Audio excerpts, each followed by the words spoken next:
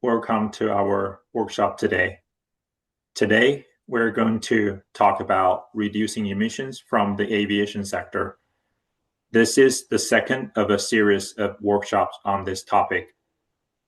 My name is Mo Chen. I'm a manager here at CARB, leading the effort exploring strategies to reduce emissions from the aviation sector.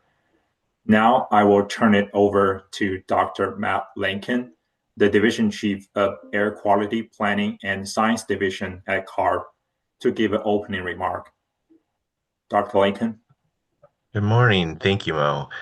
Welcome, everyone. My name is Matt Lakin. I am the Chief of the Air Quality Planning and Science Division here at CARB. I'm very happy to see everyone here. We are here today because air travel demand is growing, both at the state and national level, as I'm sure most of you know. With that air travel demand growth, we have increased economic opportunities, but we also have increased environmental challenges. There's an urgency in California to address and reduce the emissions from aviation. On the air quality side, many regions in California remain non-attainment for both ozone and particulate matter, fine particulate matter. Recent federal actions could significantly increase NOx emissions, that's oxides of nitrogen, making compliance even more difficult. For air toxics, we've been hearing from community groups and airport worker unions and others who've called on CARB for stronger action to reduce airport emissions. And then certainly from a climate perspective, aviation is projected to become an even larger contributor to climate change in the coming decades. Our goals today are to share concepts and strategies for reducing aviation emissions. Want to emphasize that these are concepts for emissions reduction practices, not necessarily all will be regulation. This round, we're adding more detail compared to our first workshop, which was in December of 2024, because we need more specific input from industry to identify what can change to achieve emissions reductions, whether it's state regulation, federal rules, incentives, voluntary measures, or other things. Above all, to hear your perspectives, review any data or analysis you can share, and explore alternative approaches that can help California achieve meaningful reductions. That's our goal today. So thank you. And with that, I'll turn it back to Mo. Thank you, Dr. Lakin. Before we get started, I would like to cover a few logistic items regarding today's workshop. Next slide, please. First, for those who prefer to join via telephone, you can call in using the number 855-758-1310. Please use the access code 724096 when prompt. Please note that this workshop is being recorded. After the workshop, both the slides and recording will be made available on CARB's Statewide Clean Aviation Initiative website. This will provide an opportunity for you to review the material at your convenience and share it with those who may not be able to attend today. Next slide, please. We will pause for questions halfway and then at the end of the workshop. Please raise your hand if you would like to ask a question verbally, or alternatively, you can type your question in the Q&A box. In your question, please include a reference to the slide number if applicable. If you're using a Zoom application, you can use the raise hand feature. If you're calling in on your phone, you can press #2 to raise hand and then press *6 to unmute yourself when you get a verbal cue to do so. You will also have a chance to submit additional questions after the workshop to aircraft@arb.ca.gov or my work email, mo.chen@arb.ca.gov. Next slide, please. This slide provides a recap of our first public workshop, which was held on December 10th, 2024.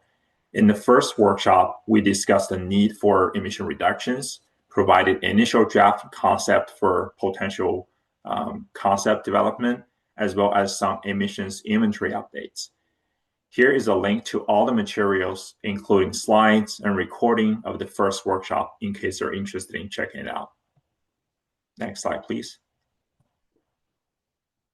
This slide lays out today's agenda. We will start with some brief background explaining the necessity of addressing emissions from aircraft. Then we will lay out some more detailed emission reduction concepts and solicit feedback.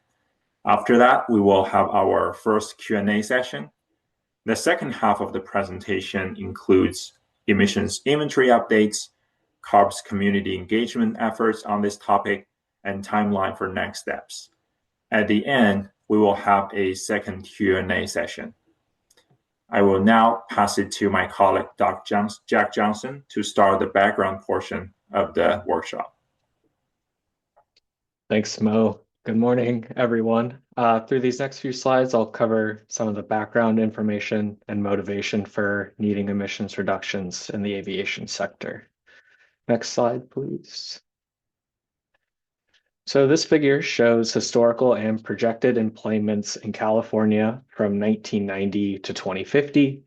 Demand for air travel is not only increasing, it's accelerating. Passenger boardings are expected to grow from 117 million in 2025 to nearly 219 million in 2050, which is a near doubling in just 25 years. As air travel increases, there's also an expected increase in emissions from the aviation sector, such as NOx, greenhouse gases, particulate matter, and air toxics. Next slide, please. This slide shows how much aviation emissions are expected to increase based on our recently finalized California aircraft inventory, which is also referred to as SCAI 2024 for short. Demand for air travel is increasing, but aircraft are not getting cleaner. So this causes substantial emissions increases.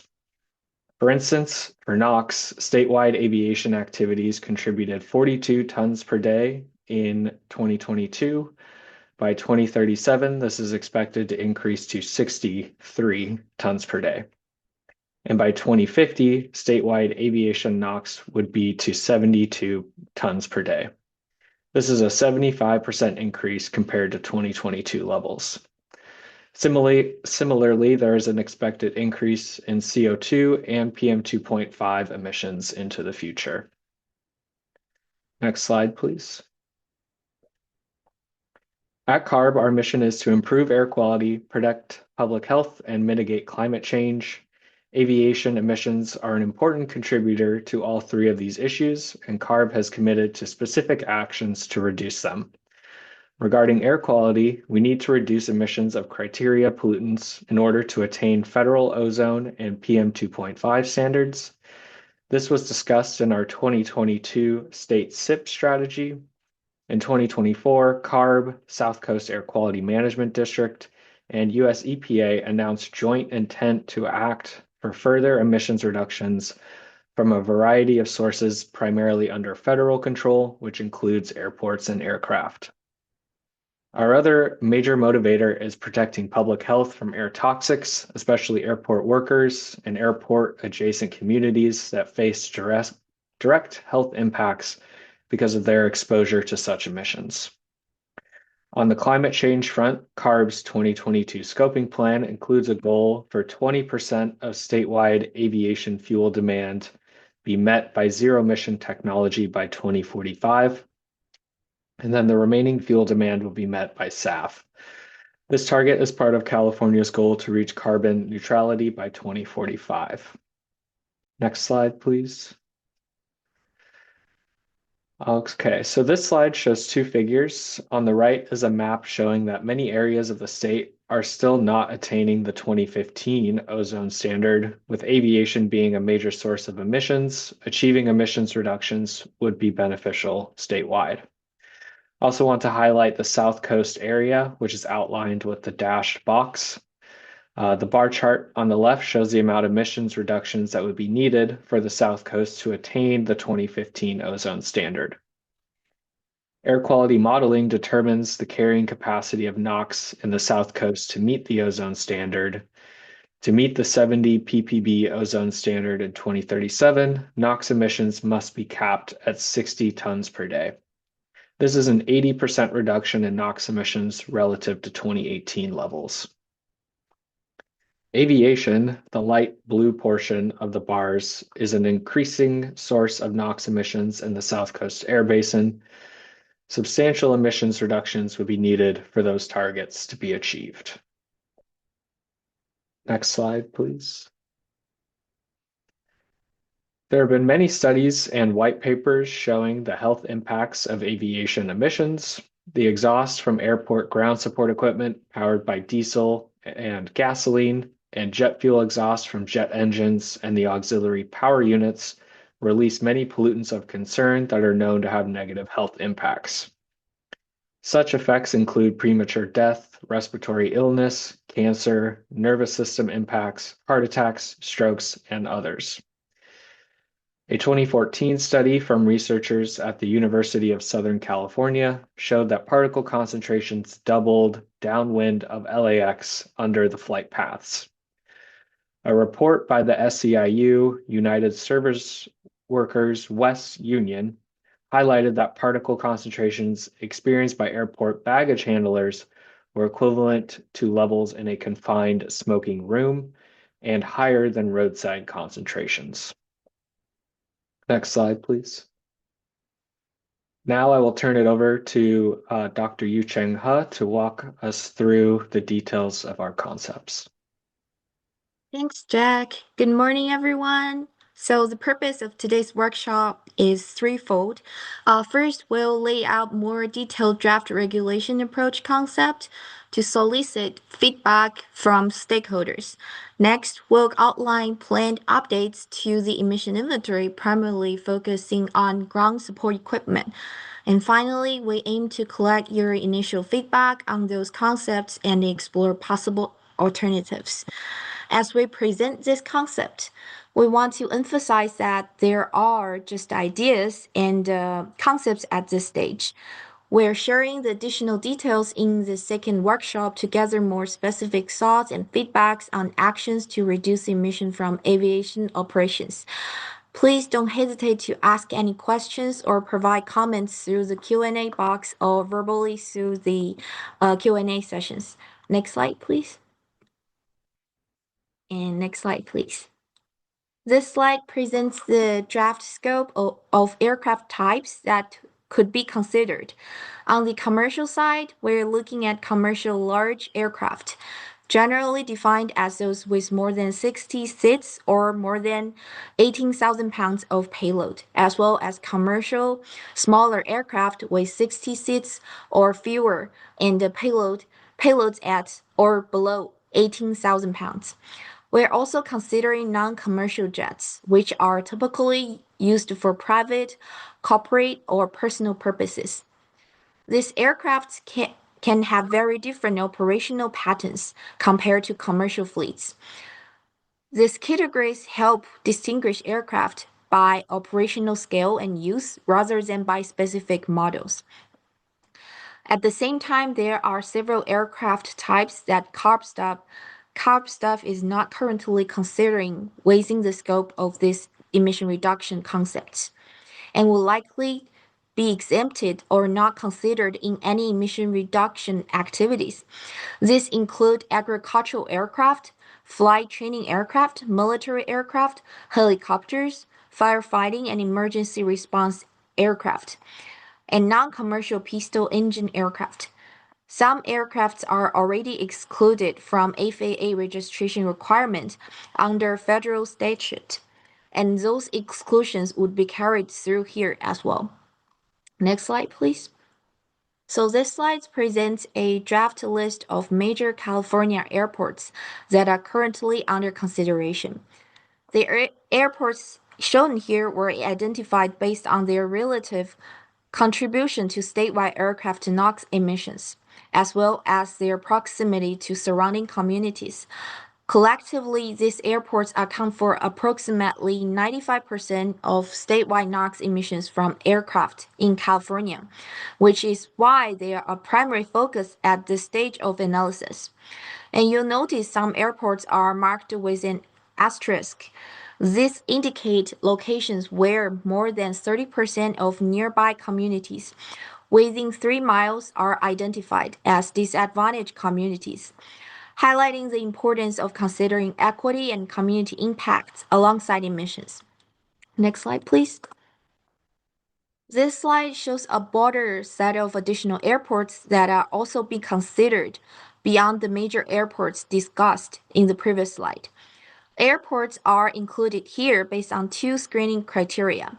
First, airports with more than 365 air carrier operations or more than 1,999 air taxi operations in the year 2022, reflecting locations with a meaningful level of aviation activity.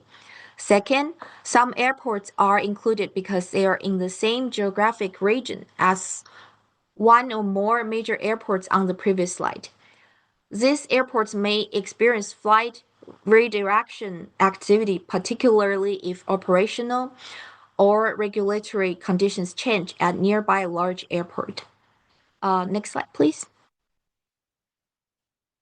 This slide summarizes the four concepts being explored under the statewide Clean Aviation Initiative. These concepts are intended to focus on ground and near-ground aviation emissions, where state and local actions are most relevant. The first concept looks at controlling emissions from auxiliary power units, or APUs. APUs are commonly used while aircraft are on the ground to provide power and air conditioning, and reducing their use could offer meaningful local air quality benefits. The second concept focusing on reducing emissions from ground support equipment, such as baggage trucks and service vehicles. These sources operate close to terminals and are nearby and are already undergoing technical transactions toward electrification. The third concept addresses aircraft taxing, which can involve extended engine operation on the ground. Strategies here could focus on operational efficiencies or alternative technologies to reduce emissions. The fourth concept considers emissions from takeoffs and landings, which are more energy-intensive phase of flight and contribute significantly to local NOx emissions near the airports. And we will dive deeper into the details of each concept in the following slides. Now I will turn it over to Dr. Cindy Nienzi to walk us through the details of our concepts. Thanks, Yu-Chun. Good morning, everyone. The first draft concept concerns aircraft auxiliary power units, or APUs. An APU is a small gas turbine engine. It's usually located near the back end of the aircraft, as shown on the diagram on the lower left of the slide. The APU burns jet fuel to produce electricity and compressed air, which are used to support non-propulsion aircraft functions. On the ground, the APUs are used to power aircraft electrical systems, supply compressed air for climate control, and to start the main engines when it's time for the aircraft's next movement. Statewide, APU emissions account for about 2.7 tons per day of NOx, or 6% of LTO NOx emissions, and 0.3 tons per day of PM2.5, which is 15% of LTO NOx emissions, LTO PM emissions. Instead of running the APU, aircraft operators could use ground power and preconditioned air. These services could either be provided by fixed units that run on airport building electricity, or they could use mobile GSE units. Although alternatives with zero or lower emissions are broadly available, data collected at San Francisco Airport shows that APUs are still used for approximately 60% of turnaround times. Many airports have implemented policies that require aircraft operators to use provided alternatives instead of running the APU, including SFO, LAX, Seattle Tacoma Airport, and many airports in Europe. Next slide. This is a draft concept that aligns with policies at other airports. Under this draft concept, aircraft would have to minimize emissions from APUs within 5 minutes after their arrival. This requirement would apply to California airports beginning on January 1st, 2032. The arrival time would be defined as the moment when the aircraft is parked with the wheels chalked. After that time, the APU must be shut off. Aircraft operators could either use ground power or preconditioned air units during that time to meet their operational needs. And then to prepare for their departure, aircraft operators could run the APU again on a specific schedule that would vary by aircraft type. Code C or below aircraft, which includes most regional jets and narrow-body aircraft, would run the APU again 15 minutes before their scheduled departure. Code D aircraft, which includes most wide-body aircraft, would run the APU again 25 minutes before their scheduled departure, and exceptionally large aircraft like the Airbus A380 could run the APU 45 minutes before departure. Next slide. In order to minimize the APU emissions during these designated time periods, aircraft operators could use various strategies. They could shut off the APU if it is no longer needed. For their power needs, they could connect to fixed ground power or mobile ground power units. For climate control needs, they could connect to preconditioned air units. And alternatively, aircraft operators could deploy emissions capture and control systems or zero emissions APU if and when they come to market. Next slide. Under this draft concept, airports would be responsible for installing the necessary infrastructure to support the APU emissions reductions. Each gate or aircraft stand would need to be equipped with ground power and preconditioned air units capable of supporting all operations, and the infrastructure would need to be ready for use by December 31st, 2031.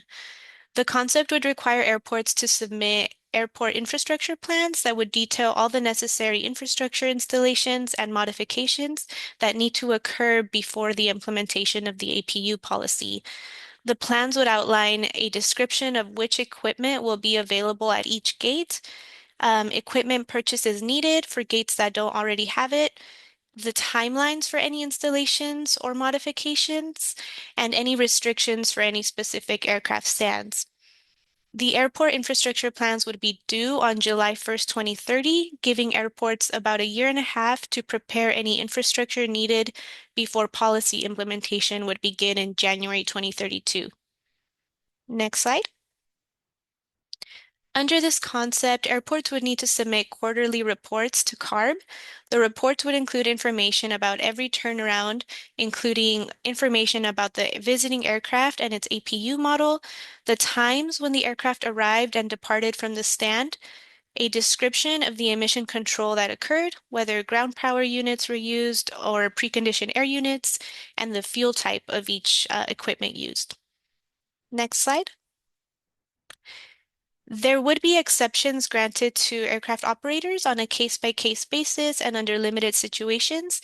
For instance, technical issues or maintenance, safety or emergency events, participation in research that tests alternative technology, unforeseen issues with airport infrastructure, and any cases that required exceptions would need to be reported within 7 days of the incident.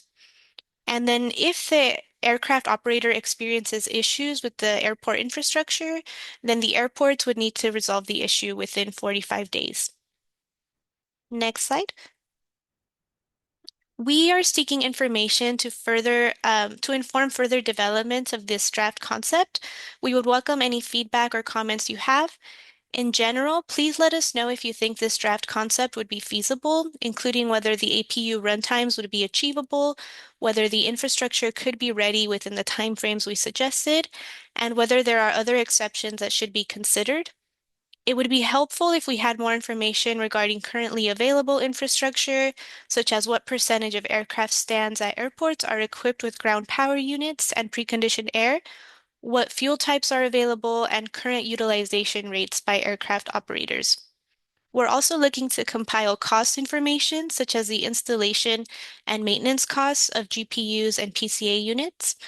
And lastly, we would also like to get more details on expected timeframes for airport infrastructure installations, the lifetime of the equipment, and maintenance schedules. We would like to note that CARB, as a state environmental agency, does not evaluate safety or require safety in the aviation sector. However, a foremost priority is safety of aircraft operations, both on the ground and in the air. Therefore, it is a guiding principle that these concepts do not interfere with existing safety rules from FAA and all other safety agencies.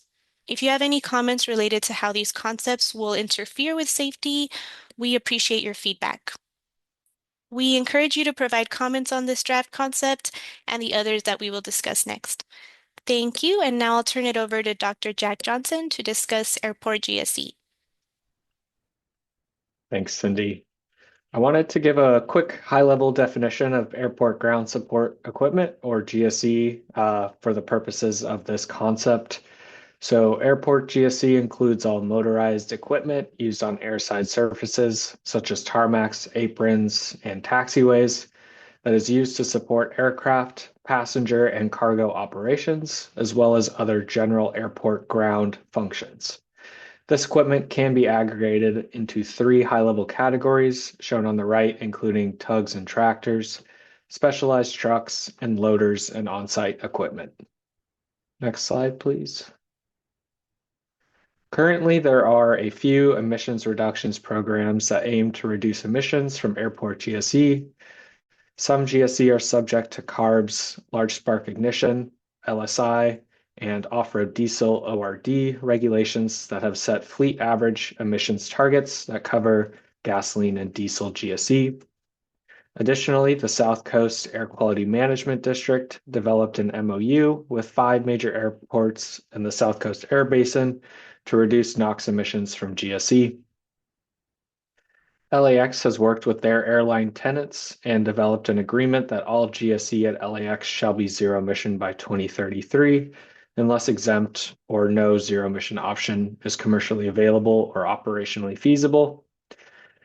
This could include, but is not limited to, fuel trucks, lavatory trucks, bobtails, air conditioners, GPUs, and all other GSE equipment categories that will be discussed later in this presentation.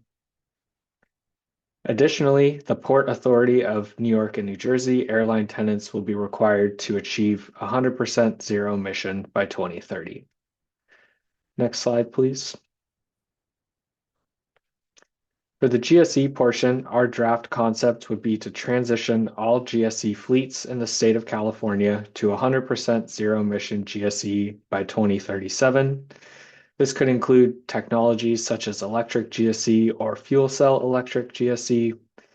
Many of the categories of GSE already have zero emission options on the market that have been proven to be operationally feasible and are used in fleets currently. GSE have been separated into different phased schedules as shown here. Equipment was assigned a phase based on current commercial availability and operational feasibility of the equipment. Next slide, please. On this slide, you can see the breakdown of which equipment falls into each phase. Equipment that generally has a higher zero emission penetration in 2025, as found in our inventory, would transition to 100% zero emission quicker than the equipment that has little to no current zero emission penetration. Next slide, please.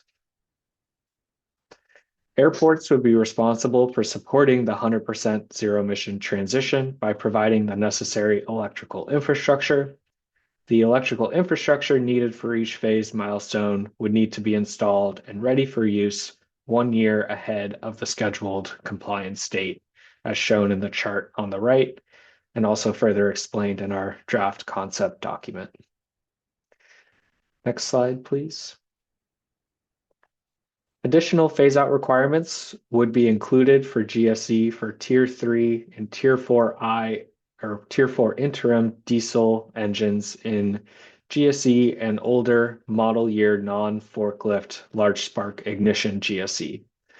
All Tier 3 diesel equipment would need to be phased out by December 31st, 2030, Tier 4 interim by December 31st, 2032, and model year 2009 and older LSI engines would need to be phased out by December 31st, 2030.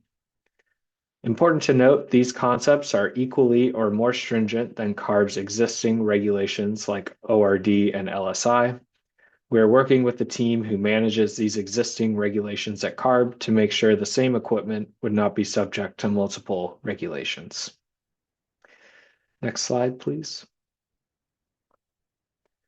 The phase-out requirements for Class 4 and Class 5 LSI forklifts are shown on this slide. The requirements are the same as CARB's zero-emission forklift rule. Class 4 and Class 5 LSI forklifts that are at the airports would become applicable to emissions reduction concepts under SCAI. Next slide, please.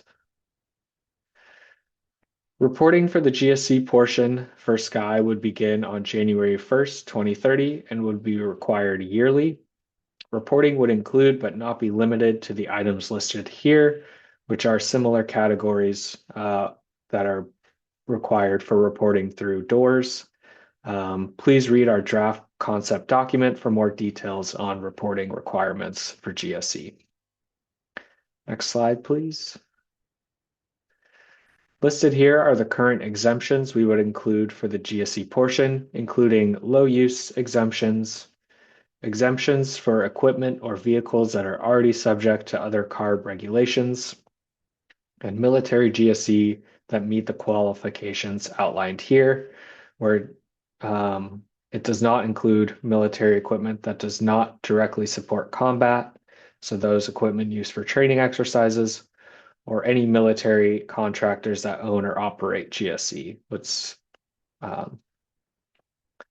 Next slide, please. We would like to solicit any feedback on the GSC portion of these concepts. Included here are some starting points and suggestions for feedback that would be helpful, but all feedback is welcome. Specifically, we would like to ask for airports, are you able to currently track any charger utilization for GSC at airports? What are your near-term plans for installing additional electrical and charging infrastructure? Could your airport facilitate 100% zero-emission GSE with current charging infrastructure? Who owns, operates, and maintains GSE charging infrastructure at each gate for your specific airport? And then for GSE owners or operators, what GSE will be hardest to electrify for operational feasibility rather than commercial availability?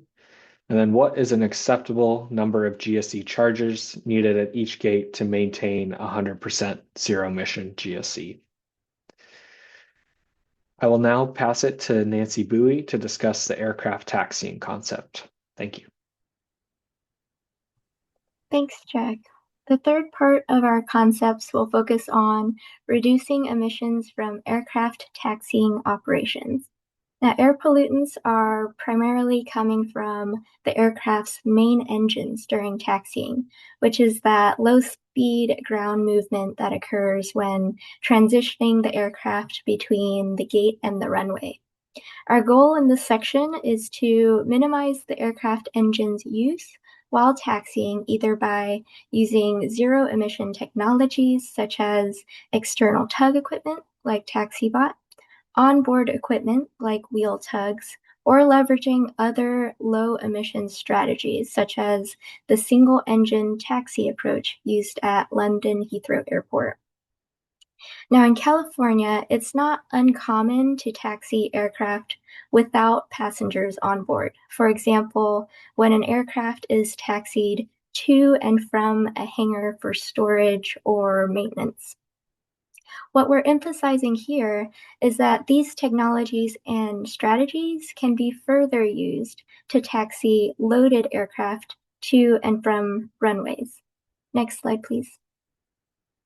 Now, when we talk about taxiing loaded aircraft, we're generally talking about aircraft filled with passengers or freight.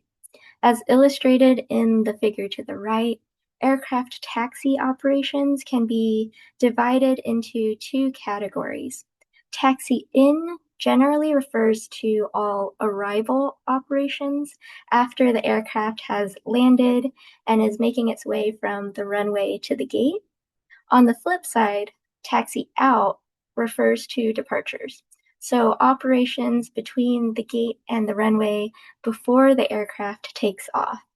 Now, at California airports, the average taxi out time is a little more than 12 minutes, even though the time required to warm up the engine is typically less than 5 minutes. These operations signal an opportunity to reduce excess main engine emissions by leveraging those low and zero emission technologies during aircraft taxiing. Next slide, please. Now, before we dive into exploring our draft concepts for reducing emissions from taxiing, We're giving a brief update on the status of our contract, assessing the feasibility of deploying ZE taxi technologies in California. So back in December 2024, we detailed our request for proposals in the first public workshop. Since then, after the application process, Roland Berger, a global consulting firm, was selected to conduct the research study. Now, the purpose of the study is to understand what ZE technologies are available and where those have been applied in the real world.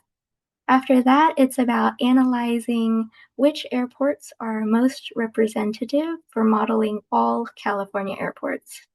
The model analyzes present-day operations and infrastructure at those select airports, identifying necessary modifications, for example, to mitigate safety risks associated with ZE taxiing. Ultimately, the goal is to understand if a transition to ZE taxiing is possible in California, and if so, what additional resources are necessary to implementation such that there are no negative impacts on the efficiency of the airport, the route, or the overall service of an airline. A cost-benefit analysis will also be included to provide insight into operationally and technically feasible ZE taxiing approaches for California across airports and airlines, where the final report is expected in the late 2026 timeframe. Next, please. That being said, the study is still being conducted. So today we are presenting the preliminary results from each of those first 3 analysis tasks. Roland Berger found 4 main taxiing solutions using a combination of public data and 15 stakeholder interviews across airports, airlines, ground handlers, and regulators. The findings from tasks 1 and 2 are combined here in this table, outlining available and emerging ZE taxiing technologies, with key considerations for each option. So including whether the pilot is able to maintain control of the plane, whether the technology is currently certified for use, and other considerations like speed, infrastructure, weight, and safety considerations. So while many technologies here are promising, the contractor is moving forward with modeling taxi bot technologies at specific airports in this study, and that's primarily because it is the only one certified at the time of the study, meaning more data is available on TaxiBot for modeling purposes. We do expect other ZE technologies to complete certification in the next few years. So even though they're not included in this analysis effort, they do exist. Next slide, please. Task 3 was focused on understanding which airports may be most representative to model all California airports. The research focused on 14 of the largest commercial airports in California, which together collectively account for the majority of statewide NOx emissions from aircraft engines. The airports were grouped based on key considerations, such as the total number of departures, the types of aircraft in the mix, hourly activities, time spent taxiing on average, and space constraints at the airport. The results are summarized in the table across 4 distinct airport groups. Outlined at the bottom of the slide are the representative airports selected, where 1 has been pulled from each group available. The idea is that modeling will be conducted using data specific to each of these 4 airports, and then results will be scaled up to understand if ZE deployment is feasible in California. And if so, the magnitude of resources needed statewide to ensure successful ZE deployment. Next slide, please. Shifting back to the concepts, the taxiing portion is split into two parts: low emission taxiing and zero emission strategies. We'll cover the low emission taxiing concept first, which would apply to all California airports. Here we have requirements beginning in 2030, where 80% of departing aircraft would be required to use single-engine taxiing. Aircraft engines are typically needing about 5 minutes to warm up, so this portion of the concept would only apply to aircraft taxiing longer than that necessary engine on time. Additionally, beginning in 2030, all arrivals would be required to use single-engine taxiing as soon as they exit the landing runway, right up until they achieve that full stop at the gate. Reporting requirements would begin in 2031, where all airports would be subject to submitting airport average taxi time and flight-specific taxi data. Next slide, please. The second part of our taxiing emission reduction strategy is phasing in zero-emission taxiing technologies. So unlike the last concept that applied to all airports, these ZE requirements would only apply to what we're calling qualified airports, which are selected if they meet either of the two criteria listed here, based on proximity to a disadvantaged community, the number of daily commercial flights, and overall time spent taxiing on average. Criteria for airports subject to this portion of the concept are more stringent if within a vulnerable community, for example. So to the right, we have listed the airports that we would expect to be subject to the ZE taxiing requirements. Annual reporting begins in 2031, where qualified airports would be reporting number of aircraft using ZE taxiing and how they plan to meet targets within the concept's timeline. Next slide, please. The timeline presented here reflects the transition timeline for integrating ZE taxiing technologies. As you can see, there will be a gradual 8-year phase-in from 2030 through 2037 that only applies to specifically narrow-body aircraft. These requirements would build up over time, starting with just having one ZE technology on site, to 1 weekly movement, to 10, 50, and 100% of capable departures leveraging ZE taxiing technologies by 2037. Regarding technology classifications, onboard systems are those that need to be reconfigured on the plane, while external systems are generally equipment that is separate from the aircraft, meaning their use would not require plane reconfigurations. Either technologies can be used to meet the concept's requirements for zero-emission taxiing. Next slide, please. Now, as mentioned before, all of these taxiing concepts are in the draft phase, so we need your input about what sounds reasonable. Are we missing anything? And specifically, do you have any concerns?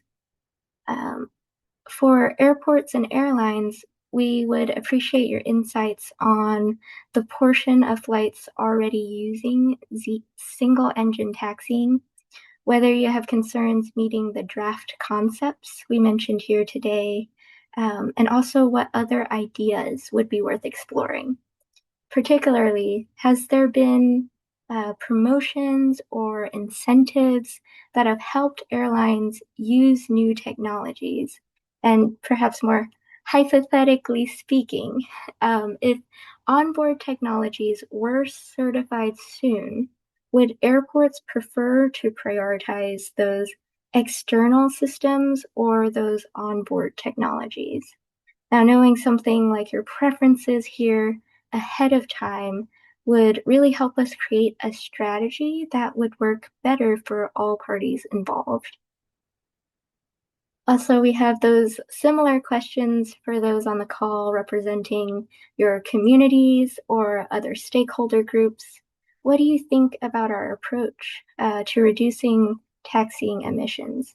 What challenges have we not considered?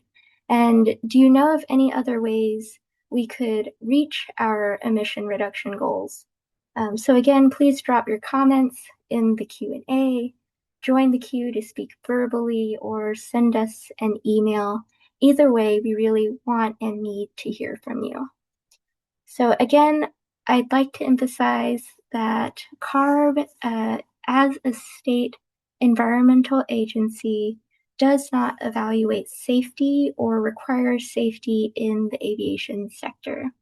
But a foremost priority is safety of aircraft operations, both on the ground and in the air. So it's a guiding principle that these concepts do not interfere with existing safety rules from FAA and all other safety agencies. On that note, we especially appreciate any feedback regarding safety concerns related to any concept. And that concludes the taxiing portion of this presentation. I'll now pass it back to Dr. Cindy Yanez to discuss the fourth concept for lowering emissions from takeoff and landings. Thanks, Nancy. The final draft concept that we'll be discussing today focuses on reducing emissions from aircraft landings and takeoffs. Landings and takeoffs are the largest share of NOx emissions at airports, contributing about 80% of the emissions near the ground.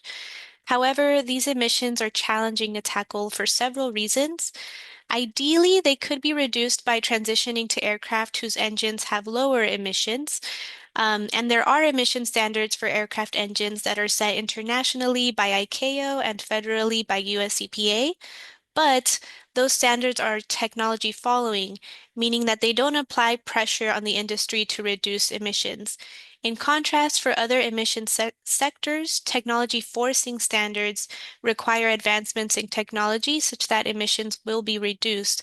However, the technology following approach used in the aviation sector only prevents backsliding.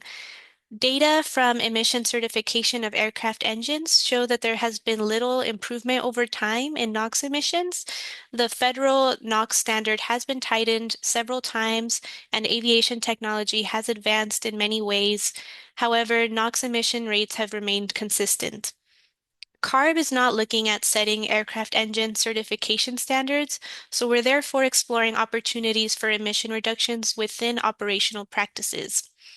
Also, we are still decades away from commercial availability and service of zero-emission technology for large, narrow-body aircraft.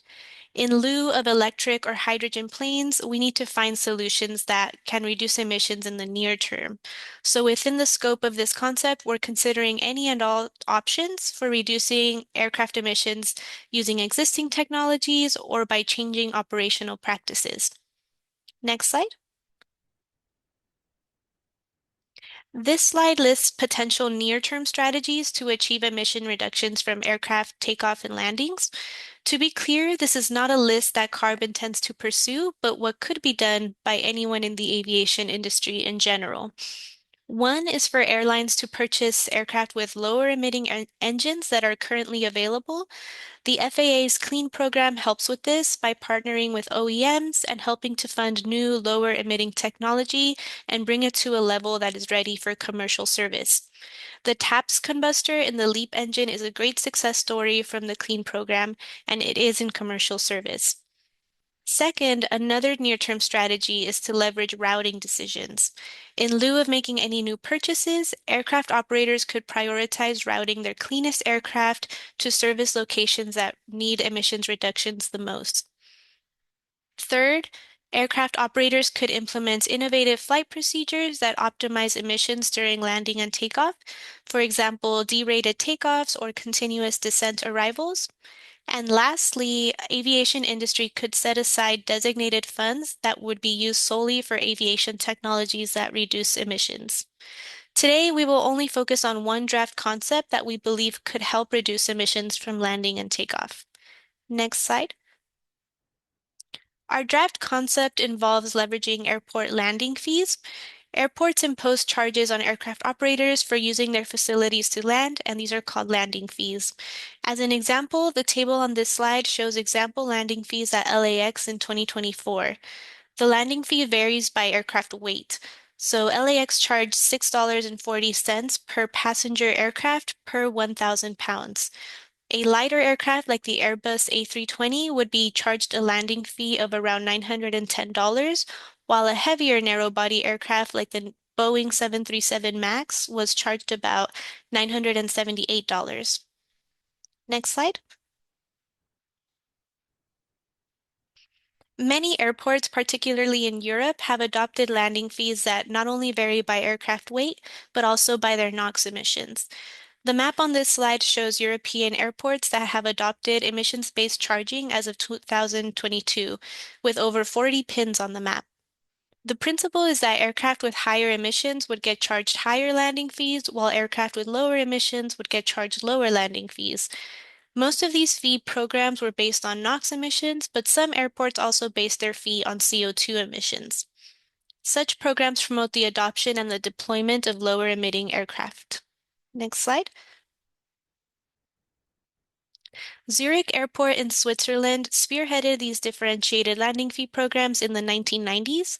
Their first differentiated landing fee program followed a revenue-neutral model, which I'm calling Model 1 on this slide.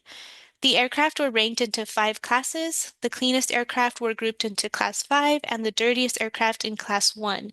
The cleanest aircraft would receive a discount in their landing fees, while the dirtiest aircraft would have a surcharge in their landing fees. The program was designed to be revenue neutral, so the airport did not make any profit from the program, but the discounts were balanced out by the surcharges. After 2010, Zurich Airport switched their approach to more of a polluter pays model. Instead of grouping the aircraft into classes, each individual aircraft is assigned an emission value based on its engine's NOx certification data. Then the emissions charge is calculated by multiplying the emission value by an emissions tariff. In Zurich Airport's case, the tariff was about 2.5 Swiss francs, which is about 1.56 euros.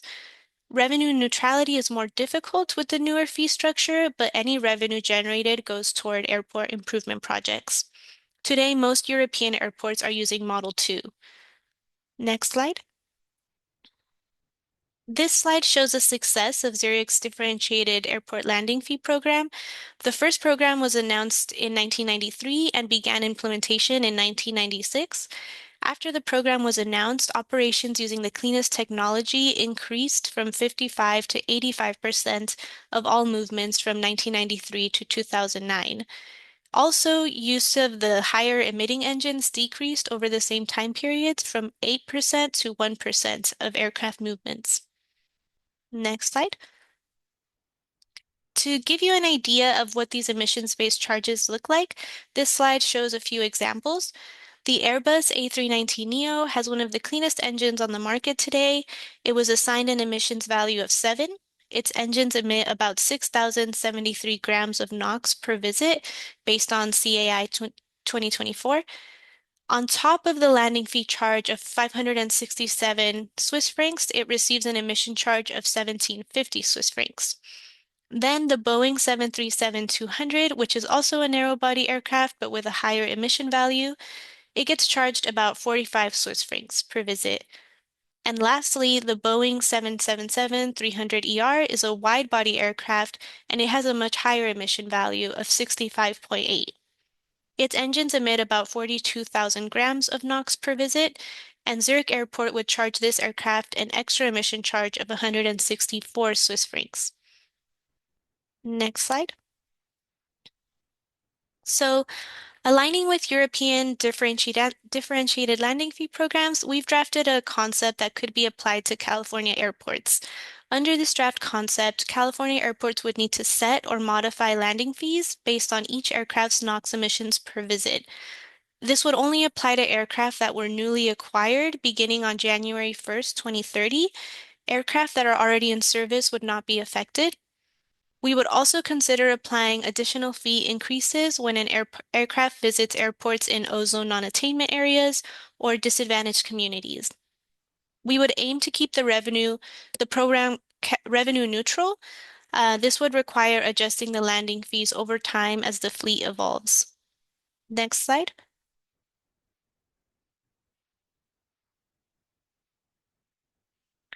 This slide shows a preliminary outline of what the program could look like.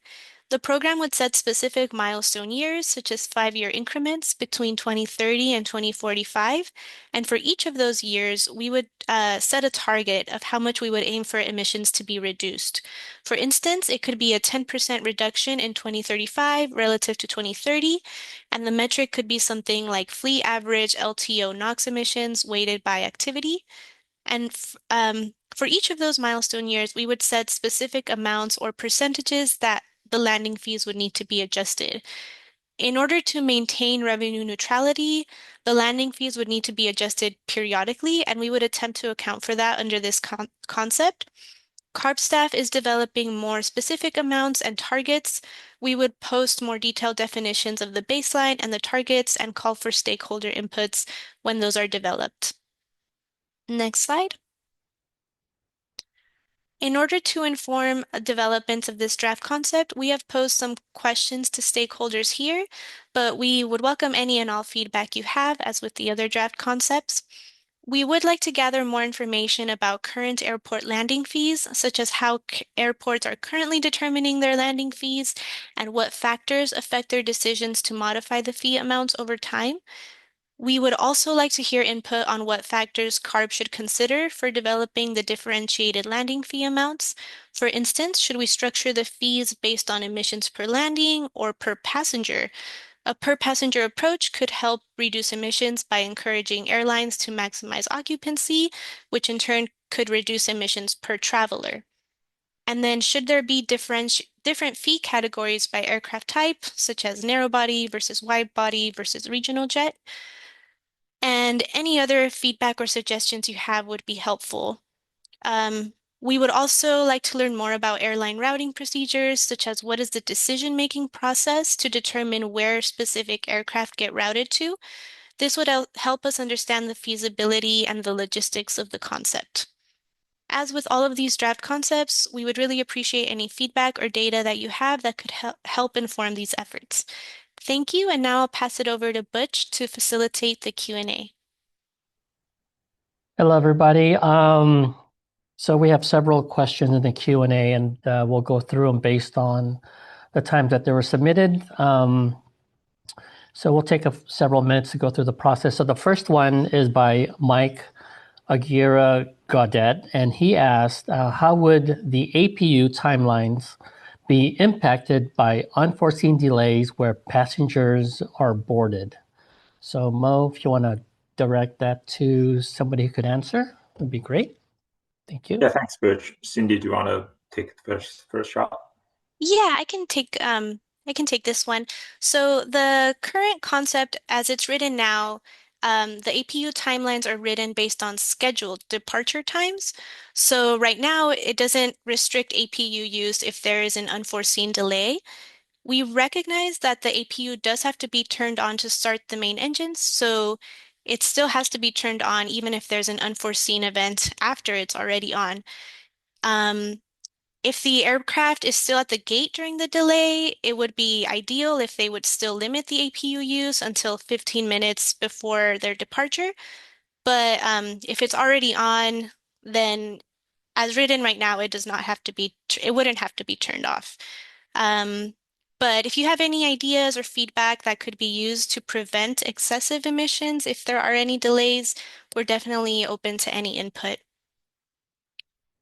And Mo, I don't know if you want to add on anything else. I don't have anything to add. Thanks, Cindy. Okay, continuing. This from an anonymous guest. They wrote, hi, in regards to airports needing to upgrade infrastructure to support zero-emission GSEs, will CARB be working with the IOUs on reducing interconnection timelines? If not, perhaps there's an opportunity there. Jack, do you want to take that one? Sure, yeah. So while CARB cannot directly influence interconnection timelines, we are working with our sister agency partners such as CEC and GoBiz to try to support streamlining and reducing interconnection times and provide support for charging infrastructure. Uh, Airports would be responsible for engaging with their IOUs to ensure that the necessary infrastructure would be installed by the target dates outlined in the concept document.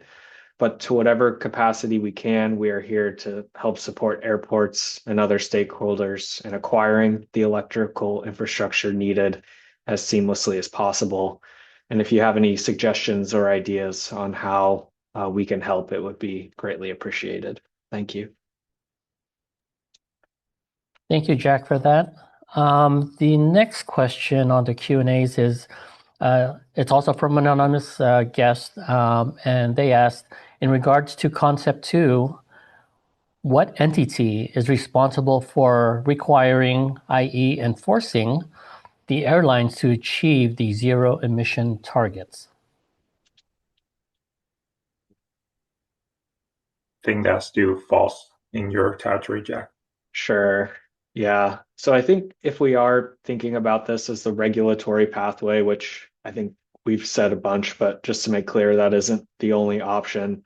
But if we are kind of thinking it in that regard, we still are evaluating whether CARB will have airports set their own rules for how to enforce that those zero emission targets are met, or whether CARB will set those themselves. In our regulatory concept document, we do state that airports would be required to organize and report the GSE operator information to CARB by March 1st of each reporting year. So we do kind of have that expectations that the airports would be kind of gathering and organizing the data, but it is still, I think, under discussion on what and if the enforcement would look like. Thank you, Jack, for the answer. Kevin, I see your hand is raised, but I'll get to you in just one moment. We have another question from Danielle Marone, and she asked, will the data requests highlighted in the presentation be directly conveyed, perhaps in a fillable form, to the primary airports being considered by CARB for regulation? Yeah, I can take that one. We haven't decided on what exactly format the data request or data reporting, data sharing could be. We're trying to be flexible and wanted to hear from you guys. We do want to make the data sharing process as convenient as possible to whoever is sharing the data. So an example being, in the past year we did a GSE survey. So I think we try to post the link on our website so everyone can go there and then just share data. We're also trying to reach out through emails and spreadsheets and everything so that anyone who would like to share their GS data can share individually with CARB. So we can try to explore multiple options in terms of data sharing. But yeah, if anyone has any preference or suggestion, we would be happy to hear from you.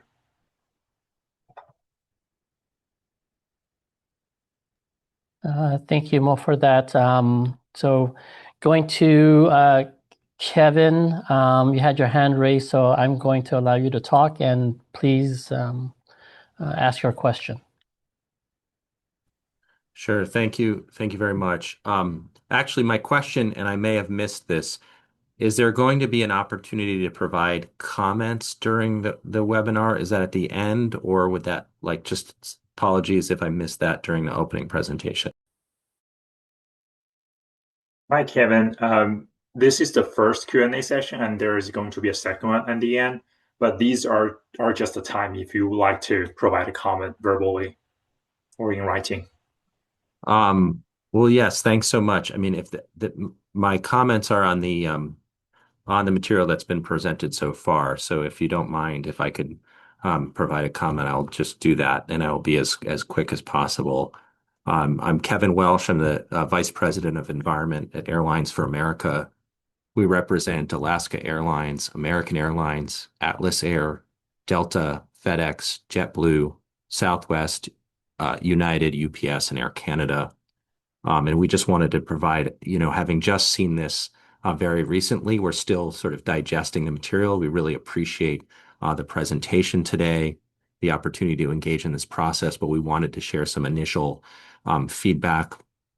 Perhaps the first point is we appreciate, focused on reducing emissions from aviation. We have a strong track record in this area, and we, really have a shared goal of continuing to make progress, we think, with CARB and others. And certainly we're interested in working with CARB and other stakeholders, including airports and others, on how to move forward. One good example of this is the recent voluntary partnership that A4A entered into with CARB on sustainable aviation fuels. But we did want to just take a moment to kind of highlight a few areas of significant concerns about the proposals that have been shared today. First, we appreciate the sort of caveat that CARB is not a safety organization. However, that sort of underscores maybe the concern that we have around proposals that would address the operations and safety of aircraft. There are serious safety and operational considerations that need to be addressed in all of these. And so if you don't consider safety up front and make that the top priority, there's a real risk of potential harm and safety incidents. And so we don't think that you can make these kind of proposals without doing that. And, that's one of the reasons why this is an area that is exclusively regulated at the federal level. Also, significant questions about the technical feasibility of the proposals. I think some of that has been addressed in the presentations. This includes the availability and reliability of electricity and charging infrastructure, the availability of the zero emission technologies, as well as the feasibility of operational requirements. Another topic is the costs. That really is not addressed in the presentation here, but we're talking about significant costs: capital, infrastructure, operational, administrative. While the benefits are not clearly laid out here in terms of what these proposals would actually address in terms of the overall NOx growth. So there's a lot of open questions about both the costs associated with these proposals as well as the benefits that they might achieve, particularly as it relates to the whole state or attainment or non-attainment areas. The concept of emission-based landing fees is particularly concerning. We see this as likely increasing the cost of flying for California consumers, while not accounting for how fleet planning decisions are made, or actually whether the fees would actually have an impact or whether they would just result in raising revenue. Finally, all of these concepts are activities that are governed exclusively by federal law to ensure safety and the consistency from state to state. The law precludes state-level mandates. States lack the required expertise, and state mandates will result in inconsistent approaches, increased complexity and risk, and potentially unintended safety consequences for aircraft operations. So just to sum up, these proposals raise significant concerns. However, we really do think there's a better approach to work with stakeholders and leverage the ongoing work that airlines, airports, and others are already doing to reduce emissions in the areas of electrification of ground support equipment, best practices for reducing APU usage, and others to further reduce emissions. So apologies for the longer statement, but I really appreciate the opportunity to do that. And we're hopeful that we can start and continue a dialogue in that direction. Thank you very much. Thank you for your comment, Kevin. Really appreciate it. For the sake of time, Butch, are there any other raised hands or vocal questions? Yeah, unfortunately, no more raised hands besides Kevin's, but there are several questions in the Q&A. And like you said, with time, to finish the rest of the presentations. We do have these questions. If we do not get to them, we will answer them either through email, phone call, but we will answer your questions that you posted in the Q&A. So please continue to do so. Thank you. Oh, looks like Julie just popped up with a raised hand. Done for a second.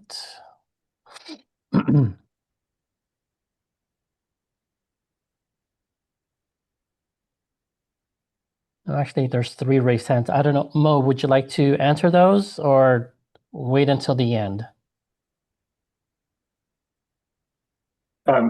We can try to answer as many as we can if there is already a raised hand. Okay. Sorry, I just couldn't see any raised hand on my end. So thank you. No, that's fine. So the first one that popped up was Dory. Dory, please ask your question. Wonderful. Thank you so much. I have a comment and a question. So I really appreciate the presentation today. My name is Dory Chandler. I'm a policy advocate with the Coalition for Clean Air. We are extremely supportive of this effort. I'm also a resident of the South Coast Air Basin, which as presented is an extreme non-attainment, and I live close to an airport, one of which we've been working on reducing lead emissions from. So lots of areas for improvement. So of the top polluting sources for NOx in our air basin, the 5 airports are in the top 10. And I know the previous commenter talked about safety. Air pollution impacts adjacent and disadvantaged communities' health and especially impacts workers' health. The impacts are similar to exposure to those working near oil refineries and factory farms. Airport workers are exposed to emissions from jet fuel and ground support equipment every minute, and they're exposed to oxides of nitrogen, ultrafine particulate matter, soot, and carbon emissions from fuel as well. These can cause respiratory and heart illnesses and cancer, and you can see elevated rates of these in those communities. The APU regulation is very similar to the very successful at-birth rule, which CARB has implemented to reduce near-port pollution and has been achievable either through ships plugging in or using emissions capture systems. And then with GSEs, marine ports are already doing this and are transitioning their equipment to ZEs. And I think that's a real opportunity for these industries to share their experience and increase purchasing power with the OEMs. I think airports and marine ports can work together on this. We're also curious about SAF and its implications for emissions reductions. We know the market is still in flux on this and are curious how CARB efforts can help. I just wanted to share we're very grateful to CARB for its leadership, especially where federal agencies are lacking in emissions reductions, and just appreciate CARB moving forward to reduce air pollution and protect public health. Thank you so much. Thank you, Tori. We appreciate that. Next one is Kathleen. Kathleen, if you could say your question, please do so. There we go. Sorry, I wanted to make sure my audio was working. Thank you very much. Kathleen Van Austin. I represent United Airlines here in California. And first and foremost, I don't want to repeat what Mr. Welsh said with A4A. We obviously share concerns about the implications with respect to federal preemption. That is a key issue here that I think we do need to look at in terms of how California, as well as other states, regulate or don't regulate airlines. But what I do want to highlight are just a couple of things. One, we've worked for many, many years with CARB on continuously updating and improving and purchasing cleaner ground service equipment. So on the GSE level, I think this is an effort where we can show successes and continued success, and we're very happy to work with CARB on these issues. Some of the other technologies do pose real questions in terms of efficacy, in terms of safety issues, as Kevin had mentioned. So there are concerns there. I do want to point out that United has been a leader in working to help develop the SAF, the Sustainable Aviation Fuel Market in California.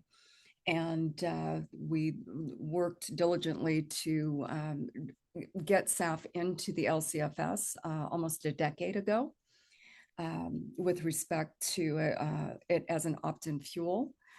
And we continue to work with CARB in the upcoming working group that will be meeting on a collaborative effort to identify the best way to create incentives and make sure that we are bringing and producing as much SAF in California as possible. That really is the big ticket in terms of reducing emissions, including at the airport level when you've got takeoff and landings.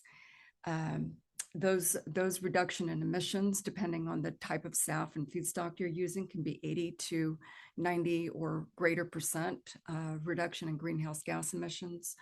NOx is an issue that will continue to be out there for us, and those levels will improve as technology improves with respect to engines and so forth. And that work is being done. The R&D is being done on that. So just really want to highlight that when it comes to emissions in the aviation sector, SAF, we will continue to argue, is the best means that we have to significantly reduce emissions in California and globally. And we really look forward to our efforts in working collaboratively with CARB to expand that market. And that really is crucial. So, with those thoughts, I just wanted to share with you, our concerns in terms of some of the technologies, the federal preemption, and really the need to push hard to get a SAF market established here in California. Thank you, Kathleen. Yeah, thanks, Catherine, for your comment. And I do see some of your comments have some overlap with what Kevin just said before. So I think it would be a good opportunity for me to provide some initial response, and other team members can add if necessary. On the SAF front, I completely agree with you, Catherine, that it is, and we acknowledge and appreciate your effort and collaboration with CARB for airlines like United and other major airlines as well, promoting the usage of SAF, which is a great opportunity to reduce greenhouse gas emissions. We are still on our path to achieve the goal we set in our SAF agreement between CARB and A4A.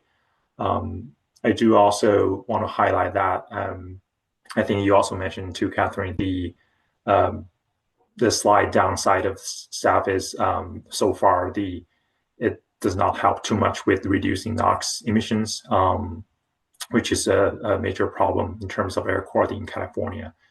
So we will have to be creative in pushing forward some parallel effort in this sector, how to further bring down NOx emissions. And we look forward to continue to working with great partners like you in the future. And some quick response to Kevin's comments before. First and foremost on safety, just want to say, I think some of the presentation presenters already said that, but also want to point out one more time that CARB, when we consider all these concepts, we always keep in mind that we shouldn't interfere with the existing safety rules or compromise safety in any way. We would like to hear more details from domain experts like airlines and airports, what safety measure or what safety component you don't see or you would like to see in the concept document. We would like to have further discussion with you. And then on the cost component, we are going through some very detailed level cost analysis in-house.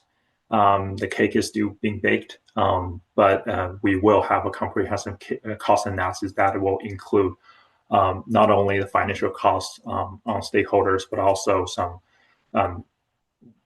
benefit from the emission reductions we plan to achieve, public health, all those components all together. On the landing fee component, quickly, we just want to point out the cost. It's just a concept again, but in the concept we presented in the workshop today, we do not intend to use it as a way to collect money. We plan to design the lending fee program to be revenue neutral. And if it is just based on our current concept, if it is generating any revenue, it will stay in the airport. So just want to clarify that. Cindy, I don't know if I'm missing any component on that front.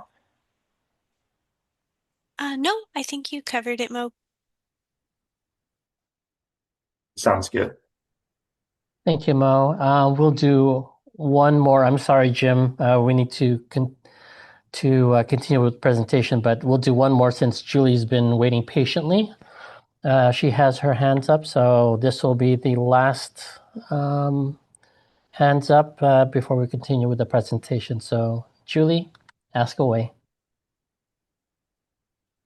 Good morning. I'm actually taking the place of Julie Oh, this okay. morning. So Okay. all good, all good. She had something come up, but Got it. again, just appreciate the time. I had some brief comments. My name is Obed Franco on behalf of Southwest Airlines. Southwest Airlines appreciates the opportunity to engage in this process. We share the goal of reducing aviation's environmental impact, including reducing emissions and protecting public health, especially for the communities around airports. Southwest Airlines has a strong track record of progress to reduce environmental impacts, including through fleet modernization, electrification of our ground support equipment, fuel efficiency, and sustainable aviation fuels, among others. At the same time, we do share A4A's concerns about the draft concepts document presented today. I won't repeat them, but urge CARB to constructively work with us and other airlines to ensure the next version protects safety, recognizes the need to address operational, cost, and legal concerns. Appreciate the time to speak today. Thank you. Thank you for your comment. I appreciate that. So we're going to continue with the presentation. But before, if you don't mind, could we let Jim Lines to give a comment right now before you go, if he's the last one? Yeah.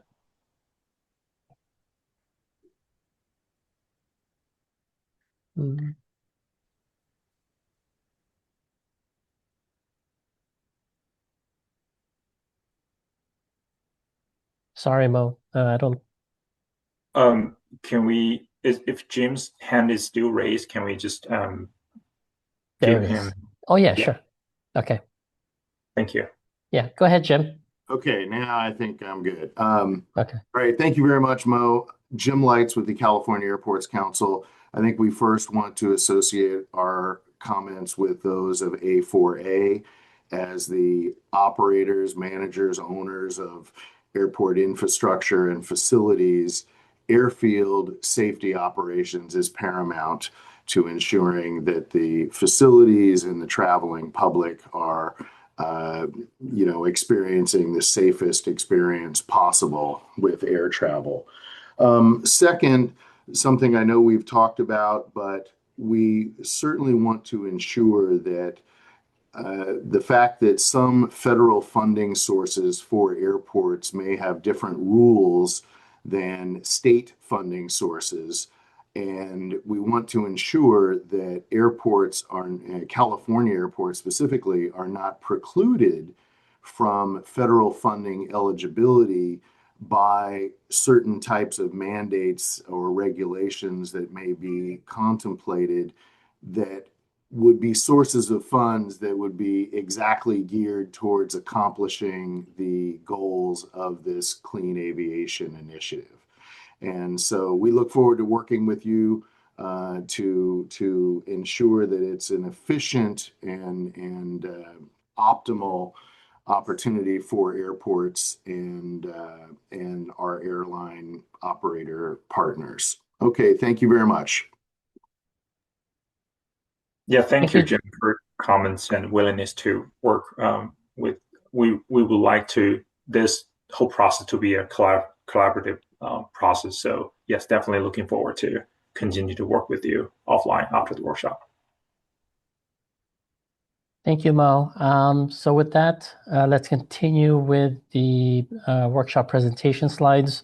Again, if you have questions, please put in the Q&A dialog box so we can try to get to them as soon as we can. So thank you. Mo? Thank you, Butch. I think next slide should go to Dr. Ramin Tohidi, if I'm not mistaken. Just following on. So, okay, let's start the second half of our workshop where we will cover our emission inventory updates as well as our community engagement plan. To better capture emissions related to aircraft operations, we have developed two emission inventories. The first is a dedicated inventory for aircraft emissions during LTO cycle, constrained by mixing height. The second focuses on emissions from ground support equipment providing services to aircraft. The Statewide California Aircraft Inventory, or SCAI 2024 for short, is an inventory model that captures statewide aircraft emissions, but it does not include emissions from GSC. The model includes all major types of aircraft, such as commercial, general aviation, agricultural, rotorcraft, and military. The emission estimates are based on flight activity and fleet mix and is ultimately constrained to the LTO cycle, which is defined by mixing height. The final version of this model was released in 2024. So if you'd like to see more details on this model, see the link at the bottom of this page to a workshop that was entirely devoted to this model. Next slide, please.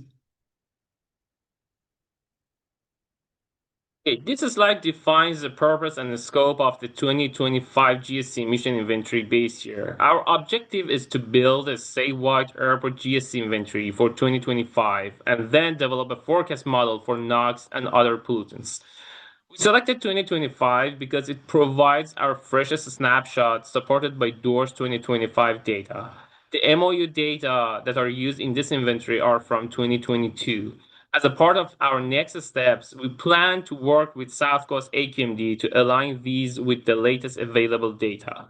The analysis covers more than 30 California airports, with emphasis on 15 to 20 major airports.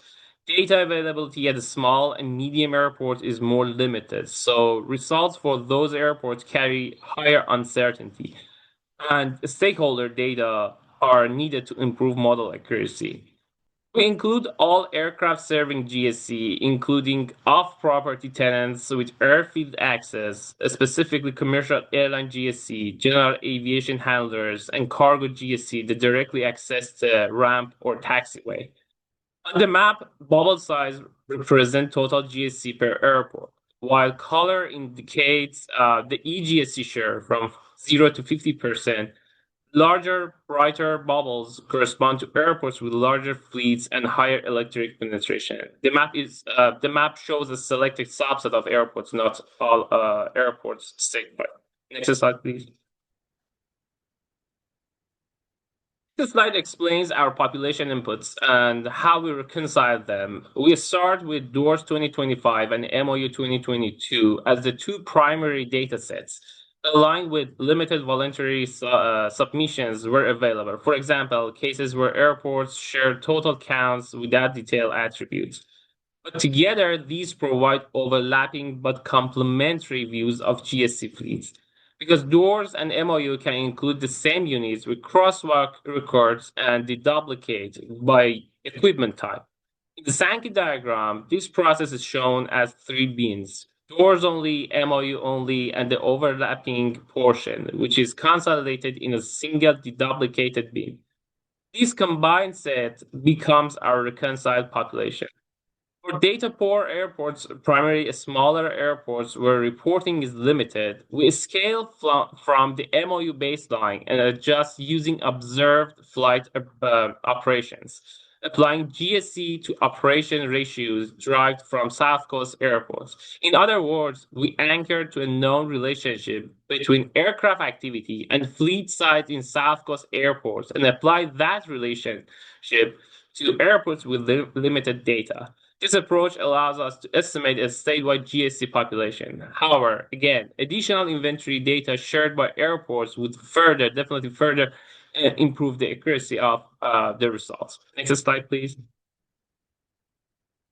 This slide summarizes how we developed the activity inputs and what changed. CARB staff conducted a voluntary GSE activity survey in collaboration with airports to improve statewide estimates of equipment population, fuel use, and more importantly, activity hours. The survey was distributed through airports networks. We did not receive responses directly from airlines or airports. Instead, we posted the survey publicly through a Gov delivery notice and received approximately 700 data points from third-party ground handlers. For each equipment type, when survey covers was sufficient, we used the reported activity hours. Otherwise, we relied on legacy off-road model hours. We also reviewed EPA's MOVE's non-road model, but its GSC defaults are outdated for our purpose, so we did not use them. Several high population and high impact equipment types, such as baggage trucks, hydrant trucks, service trucks, aerostat units, and fuel trucks, show higher activity levels than assumed in the off-road model. This indicates greater activity for equipment with larger engines or operations near aircraft turns, which shifts emission upward for these categories. Next slide, please.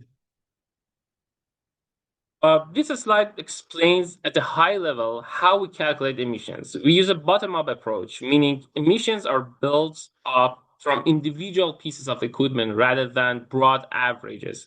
Each unit contributes based on its size, how often it is used, and how long it operates over the year. When some information is missing, we fill gaps using reasonable averages, either for similar equipment type or at the airport level. So we preserve real differences between airports. We also account for the fact that the equipment emissions change over time as units age and accumulate use. The key takeaway is that emissions are driven by how much equipment is used and how it ages, while our gap filling approach ensures differences across airports are still reflected. Next slide, please. Okay, this slide shows the 2025 GSC fleet mix by fuel. Starting with the bar on the right, statewide, we are roughly 29% diesel, 32% electric, 30% gasoline, and 9% propane.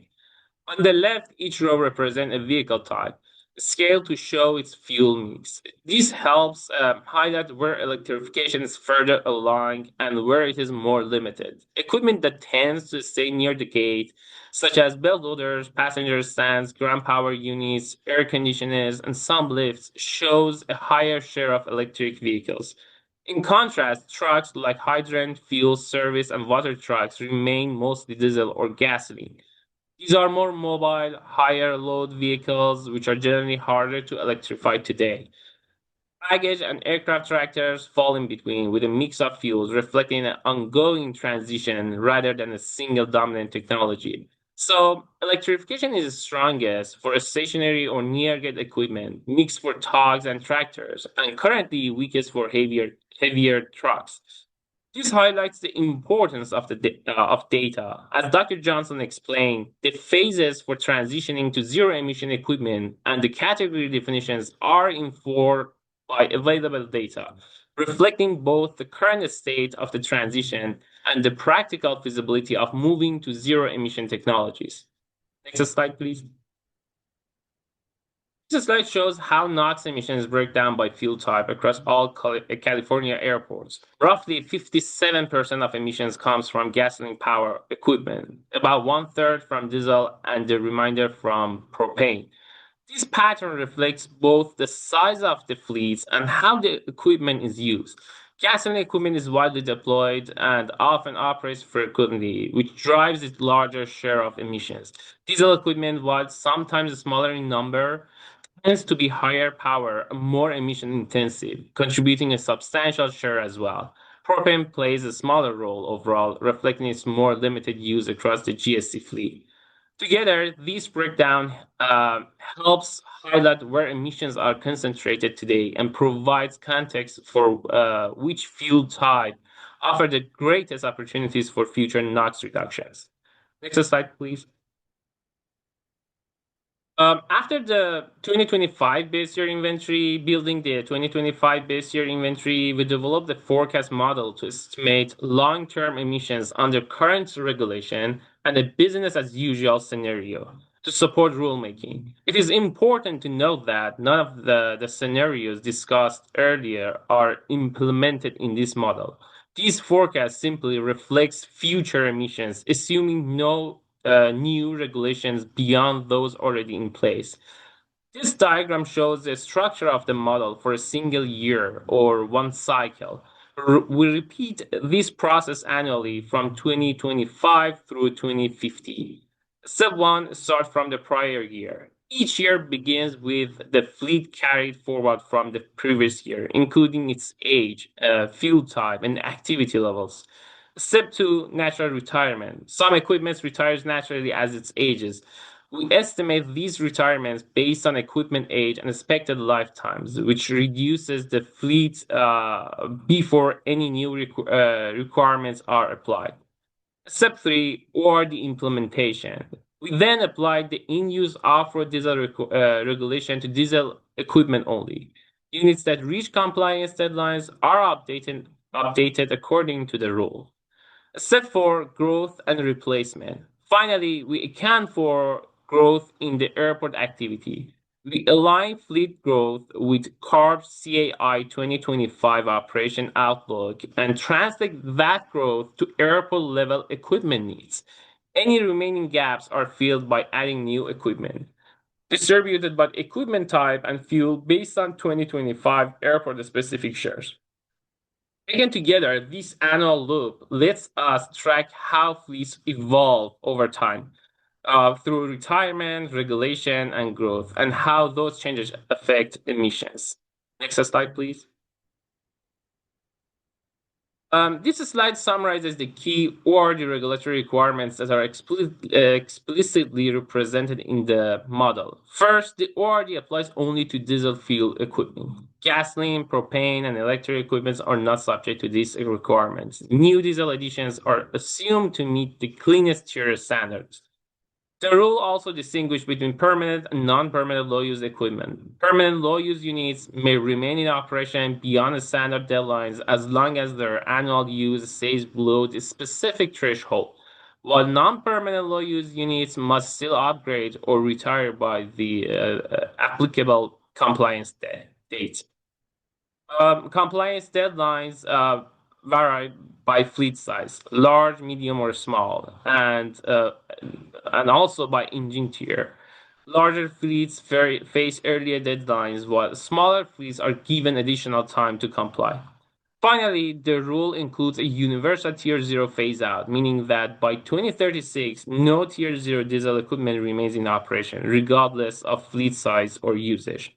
These elements together define how diesel fleets transition over time under the ORD and form the regulatory backbone of the forecast. Next slide, please. This stacked area chart shows how the GSE fuel mix evolves over time. As discussed earlier, the model does not assume or force a fuel transition. Instead, new equipment added to the fleet inherits the 2025 fuel mix for each airport and equipment type. As a result, the changes you see here come from normal fleet turnover rather than sudden shifts. Diesel units upgrading under the ORD, new equipment entering the fleet as H0 units under the existing fuel mix, and older equipment retiring over time. That's why the trajectory is gradual rather than a steep change. We should note that the South Coast AQMD MOU benefits are reflected in the base year, 2025 base year, but not yet in the forecast model. We recognize that the emissions benefits from the MOUs are substantial, and therefore our future work will be important to more accurately refine our forecast, which will result in cleaner combustion and more zero emission equipment in future years. Overall, the total GSE population grows from about 13,000 units in 2025 to roughly 19,000 units by 2050, reflecting growth in airport activity rather than changes in fuel policy. Next slide. This slide focuses specifically on diesel equipment to show the impact of the ORD. On the left, the chart shows the diesel fleet by engine tier over time. You can see a clear compliance effect in the late 2020s. Older, higher emitting tiers phase out quickly. Tier 3 tapers off more gradually. And by the early 2030s, the diesel fleet is dominated almost entirely by Tier 4 final equipment. On the right, that same shift is reflected in NOx emissions. As the highest emitting tiers exit the fleet, NOx drops sharply in the early years. Once the fleet is larger Tier 4 final, the curve flattens because remaining emissions come primarily from cleaner engines. The takeaway is that all the benefits are front-loaded. Most of the NOx reduction occurs during the transition to Tier 4 final. After that point, diesel emissions are driven more by overall activity levels than by changes in engine technology. Next slide, please. This slide breaks emissions down by fuel over time. On the left, NOx emissions dropped sharply in the late 2020s as diesel equipment transitioned to cleaner engines under the ORD. After about 2030, the diesel portion levels off, and the gradual increase later on is primarily driven by growth in fleet activity and equipment counts, not a return to dirtier technology. On the right, PM, particulate matter, we see a similar pattern. Diesel PM falls early and then remains low. Propane remains relatively small and a steady share. But across both pollutants, gasoline remains the largest contributor through 2050 and is a key driver of the remaining emissions over time. So near-term improvements are largely driven by diesel turnover under existing regulations, while longer-term emissions are increasingly shaped by gasoline equipment and overall fleet growth. This helps highlight where future reductions may be most challenging under business-as-usual pathway. Next slide, please.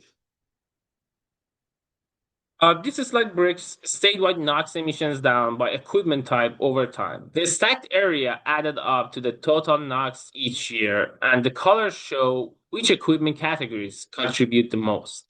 On the left, we also called out what we mean by core equipment: baggage tractors, belt loaders, aircraft tractors, and cars. These are common across airports and appear consistently in the fleet, so they are an important baseline category in the inventory. A few things that stand out. First, there is a sharp decline in the total NOx in the late 2020s, which reflects the near-term impact of fleet turnover under existing diesel requirements. After that, the curve levels off and the mix becomes more stable.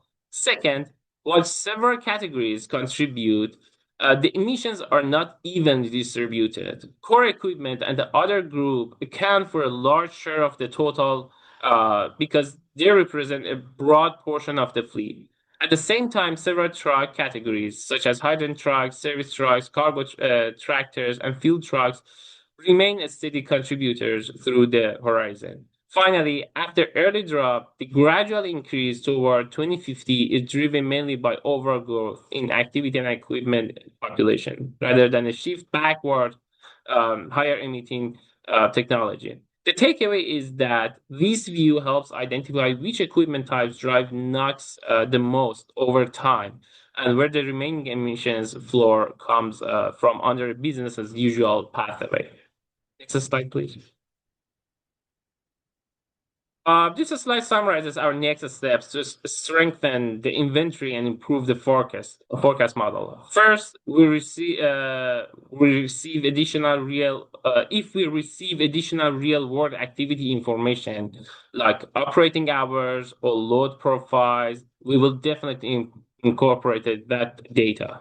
If not, we will continue with the best available inputs we have today. Second, for truck like GSC, we plan to update how we estimate emissions by using on-road truck emissions factors, where that better reflects how these vehicles operate, while still keeping them categorized as GSC in the inventory.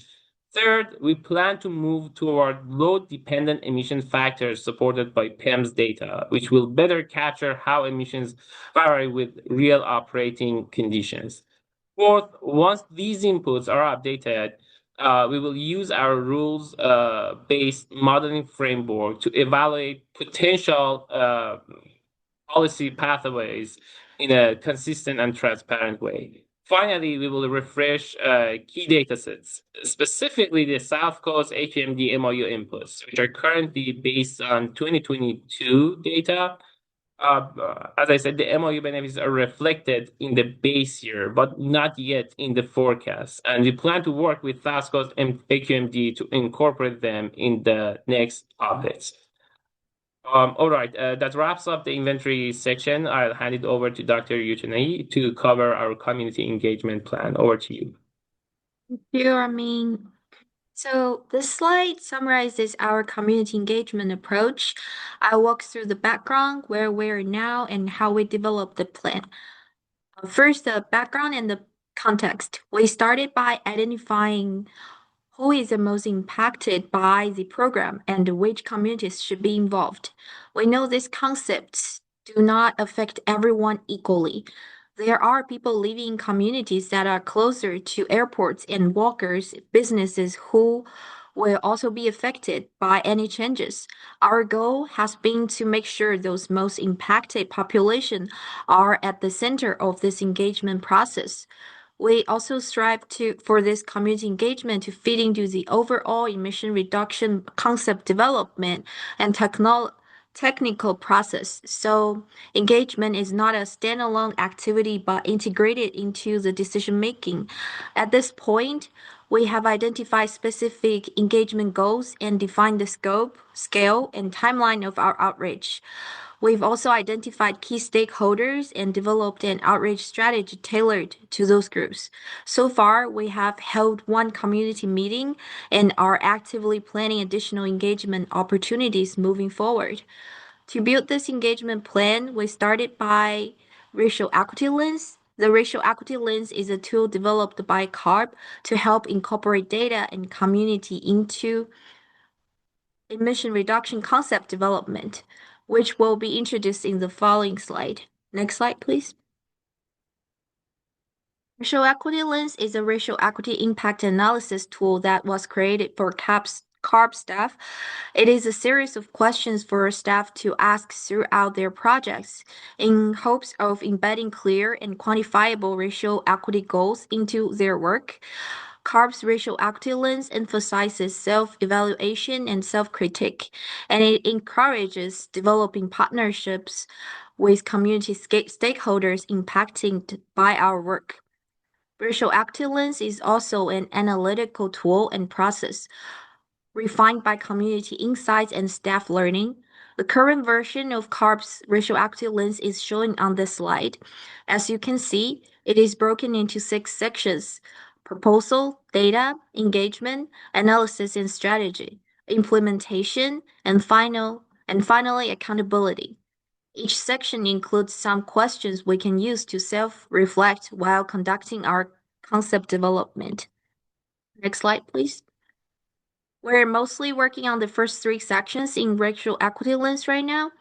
We have a clear goal in the proposal stage that we're developing the concepts to reduce emissions from airport grounded operations. We are actively refining the concepts to reduce air pollution exposure and health risks for airport workers and adjacent communities. For the data section, racial equity lens asked to identify available data and how does the data help us address the inequity.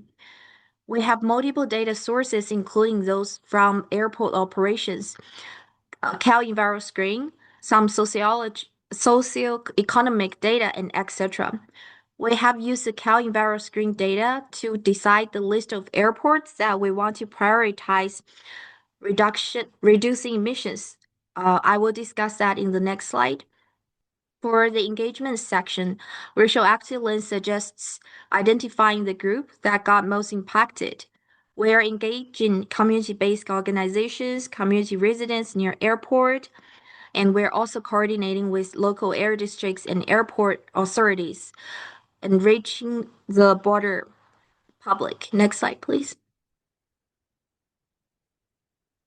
As introduced in the previous sections, to achieve more emission benefits and reduce emissions faster to relieve the pollution burden in disadvantaged communities. We plan to develop more stringent requirements for airports where over 30% of the surrounding communities are disadvantaged communities. The disadvantaged communities are defined as the top 25% census tracts with highest pollution burden according to CalEnviroscreens. As the figure on the left shows, we added a buffer of 3 miles to each airport and quantified the percentage of disadvantaged communities in that buffer. The bar chart listed on the right showed the percentage of some airports. With this method, we generated the list of airports that are on the prioritized list. Next slide, please. Moving to this slide, we will discuss community engagement.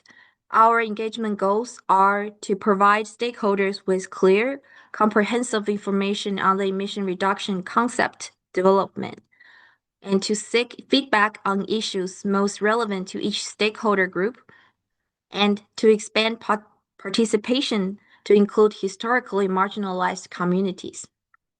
This figure is our outline of development and where engagement fits in the timeline. In 2025 and 2026, we are conducting analysis, finalizing the engagement plan, and initializing some conversation with stakeholders. The next step, we will co-host and host engagement sessions and public workshops. We will continue focused engagement leading up to the board hearing around 2027. We will carry out additional engagements as needed to support implementation after the board hearing. Next slide, please. Here is the summary of our first community meeting. It was conducted in October 21st. It was an online meeting with 10 minutes presentation and live survey. We had around 90 participants and we received 35 responses from the audiences. Here are some major takeaways from the survey. In the audience, 25% of people work or live very close to airports and will be directly impacted by our proposed concepts. Nearly 70% of people were strongly supportive of our emission reduction concepts.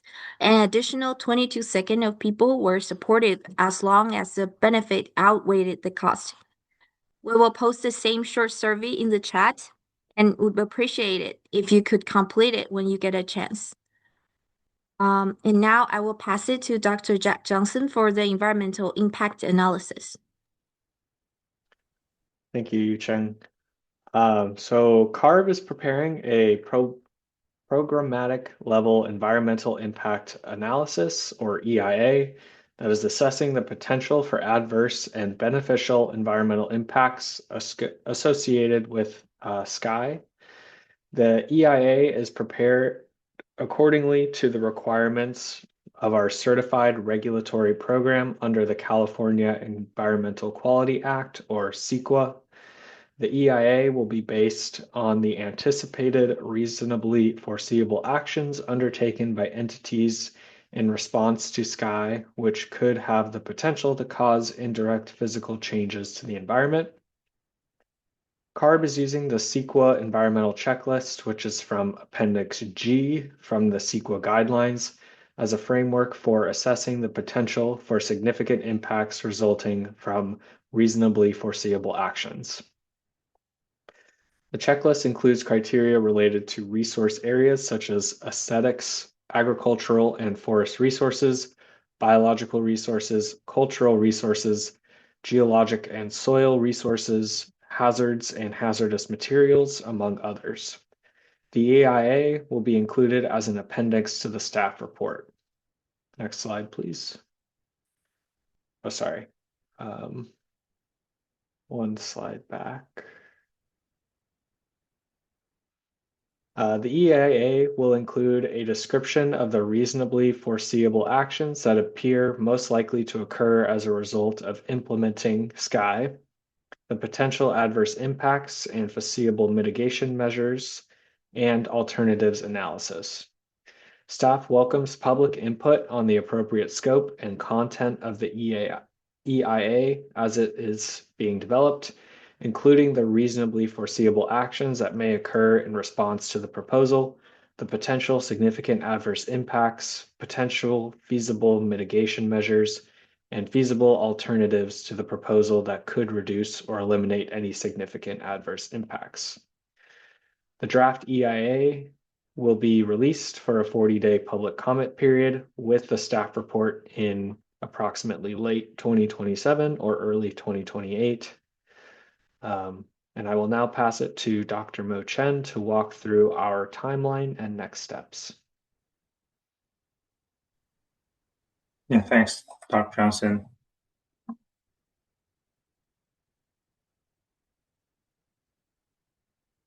We would like to thank everyone's time to attend the workshop today. And in terms of the questions and feedback being requested, one of the major purposes of today's workshop is to seek feedback. So we would appreciate if stakeholders can share any data sources that can help with improving emissions inventory, cost analysis, feasibility analysis, etc. We would also welcome feedback on proposed concept and alternatives to proposed concept, more specifically in order to inform the cost, economic, and other potential rulemaking analysis, such as the Standardized Regulatory Impact Assessment, SRIA. We request alternatives that yield the same or greater benefits than the proposed concept, or do not yield or are less likely to yield the same level of benefits than proposed concept. Next slide, please.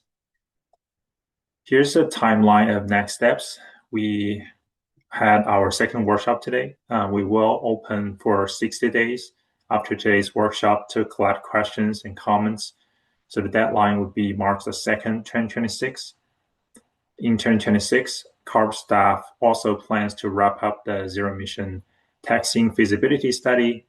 We will also be preparing to have more workshops and stakeholder engagement in 2026 through 2027, as well as continue to work on the community engagement plan we laid out to make sure we keep community members in the loop throughout the process.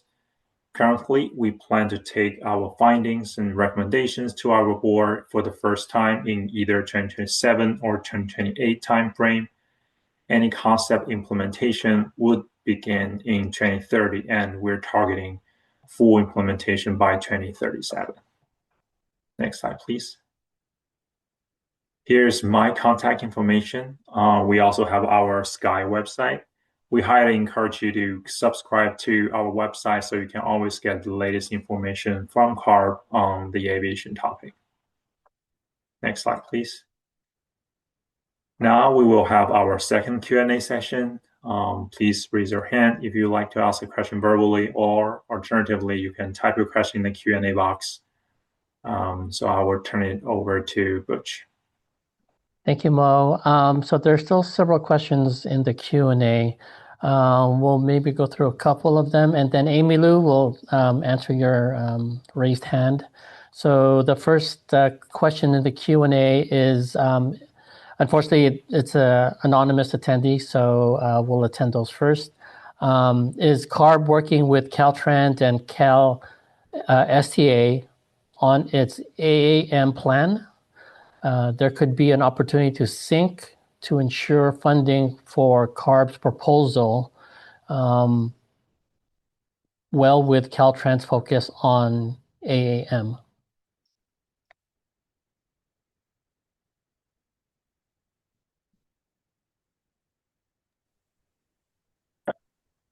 David, go for it if you would like to take this one.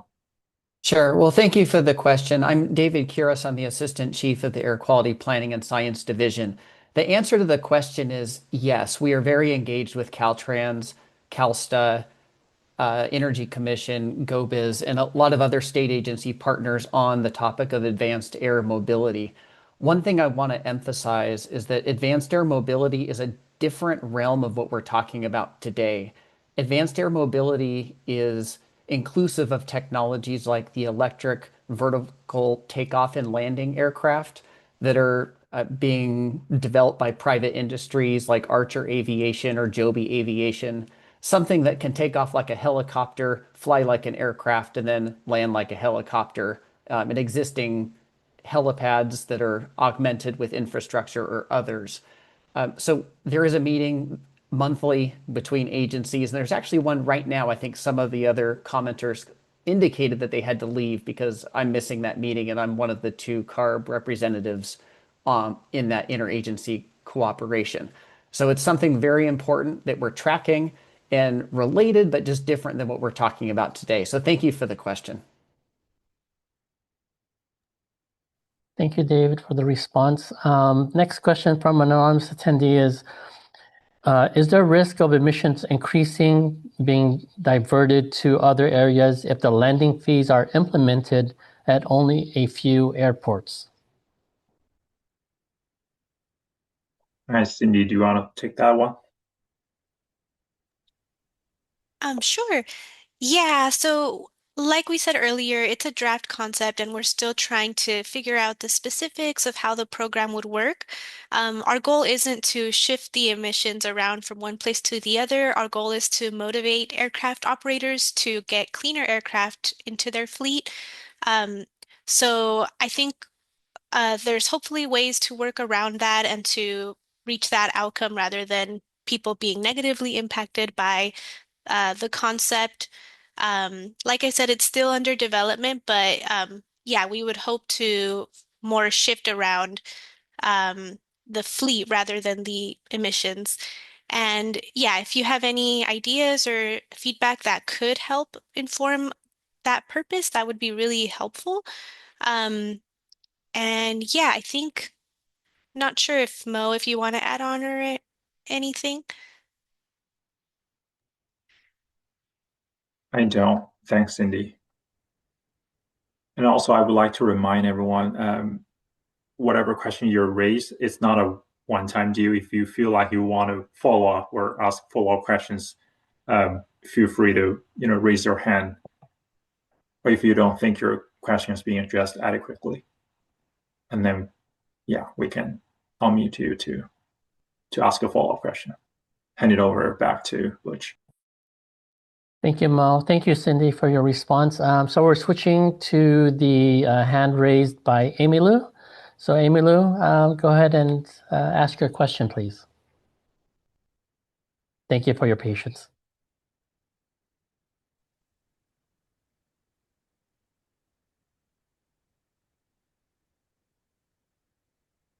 Amy Lou?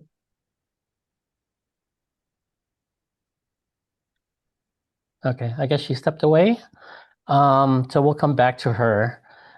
With that said, let's go back to the Q&A portions of our workshop. The next one is another anonymous attendee.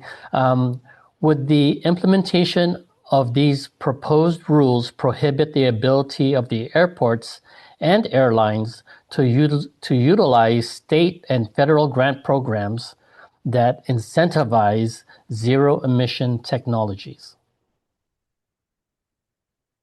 Yeah, I can take this one. We're in close coordination with using FAA VAIL funding program as an example, as I think that's a quite popular one in this domain. We're in close coordination with FAA VAIL funding office, and we're aware that if a state rule could impact the ability for airports or airlines to utilize federal grant funding in this case. However, we are trying to our best to avoid that from happening. One potential solution could be to work together with airports and airlines to design a more reasonable compliance timeline. And in that way, if the airlines or airports choose to over comply before the deadline, then that way they can still access or take advantage of any federal grants. So that's the response we heard from the FAA VAIL funding program as an example. So we do plan to coordinate closely with airports and airlines to make sure they can still get a chance to take advantage of any federal level grants. Thank you, Mo. The next question is from Ramesh Singh, and his question is, do you monitor surface ozone and total ozone column? I can also take this one. My team at CARB does not directly handle the monitoring work, but there are other teams at CARB that do a lot of statewide monitoring, including criteria pollutants like ozone. And I believe we also have some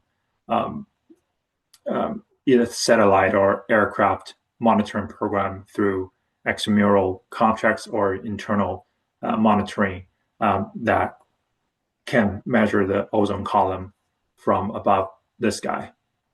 David, do you have anything to add? Yeah, I'll just add that when we talk today about meeting ozone standards, we're talking about controlling ground level ozone that's, we would say, is in the troposphere. That's the ozone that we breathe that would have human health impacts.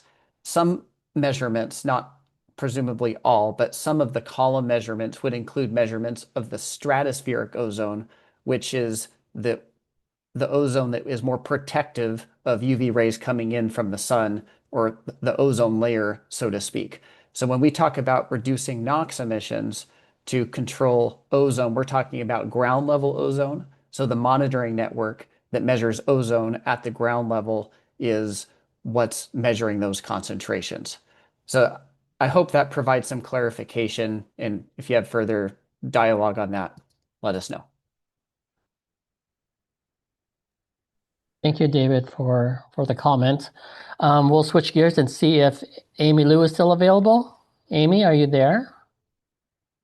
Amy Lou, excuse me. You have your hand raised.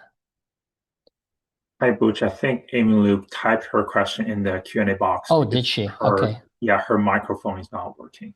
Okay. I apologize for that. So let's just continue with that. So with Amy Lou's question is, hi everyone, microphone's not working. My question is, how can we ensure that ground support equipment operators consistently report to DOORS so that emissions data is accurate and can guide the allocation of core funding toward the largest emission sources? Jack, do you want to take that one?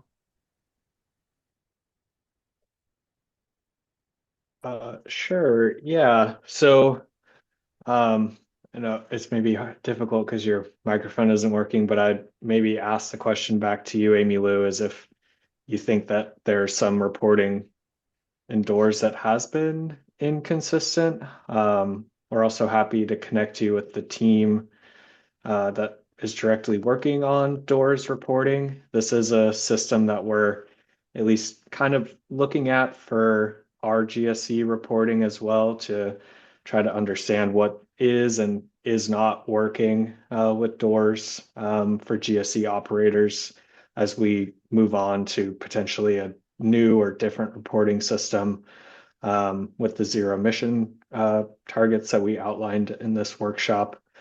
So happy to have further discussions with you and the DOORS team if there's anything you thought could be added or changed to make it more useful.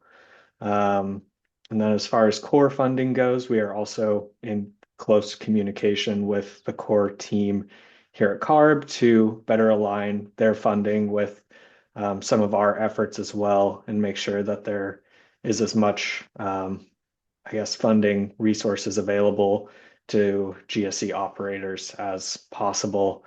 So any input that you have there as well, as far as equipment that may be beneficial to add to the catalog, we're always looking to add more equipment that folks actually want to use. So yeah, happy to continue the conversation there as well. Thanks. Thank you, Jack. I appreciate that. And then the next Q&A question is from Floyd Vergara.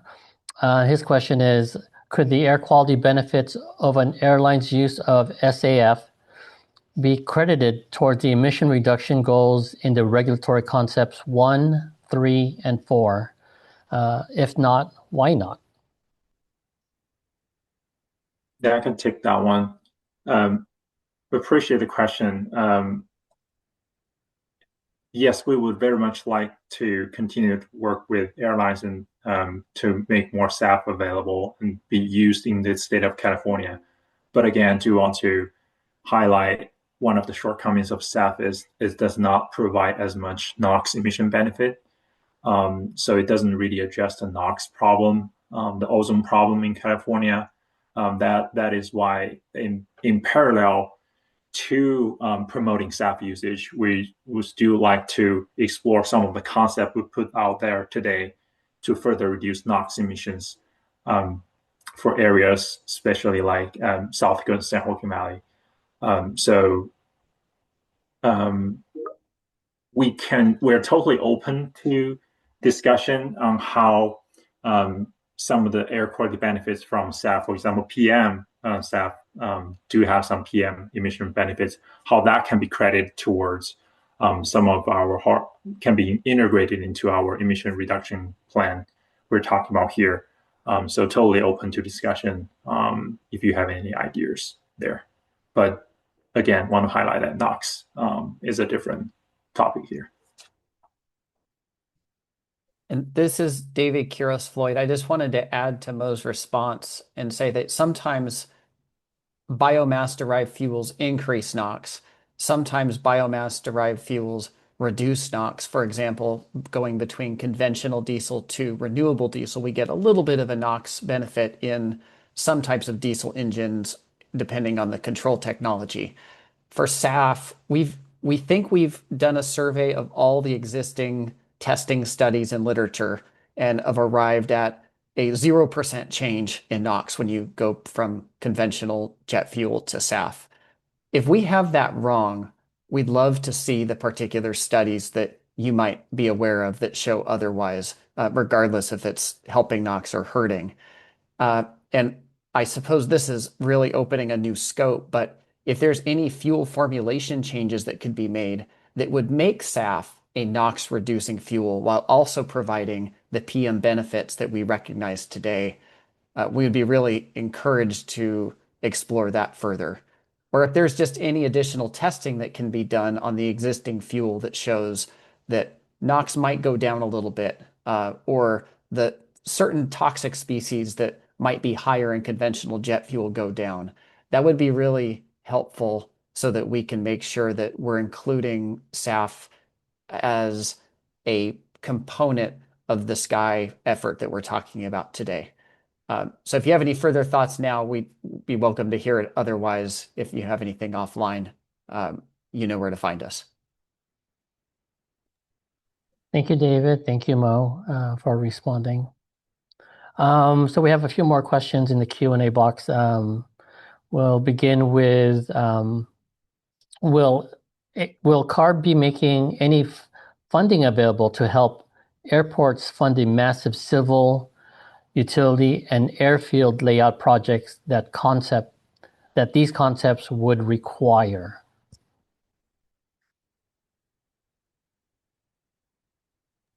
Yeah, I can take this one. In terms of funding, I know many people are interested in this. We are internally, CARB is exploring.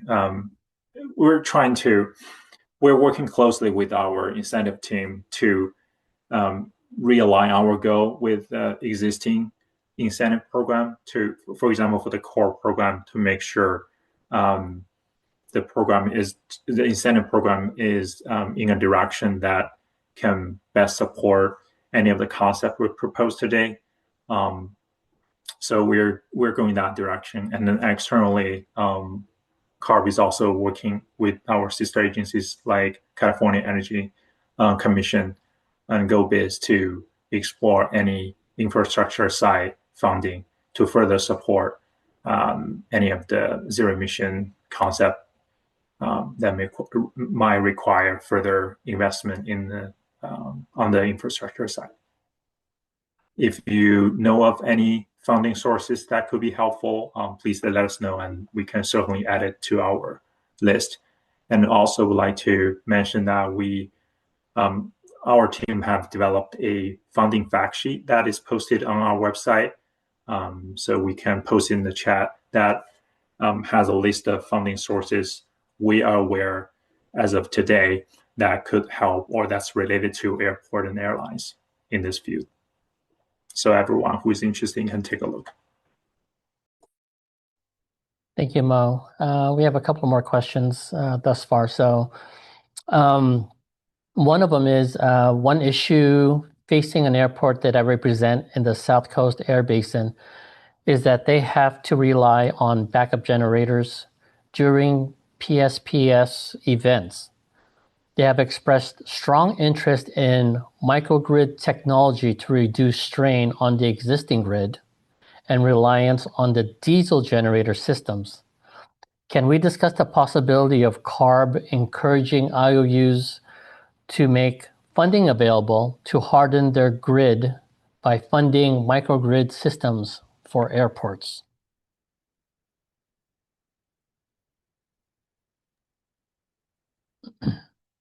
Yeah, thanks for another question on the infrastructure. Again, we're working with. I think that's a great idea, and I was at the Airport Electrification West conference 2 months ago in LAX, and we heard a lot of good examples and successful projects from airports throughout the United States about how they can how they're building up their microgrid and then to enhance the resilience, grid resilience at the airports.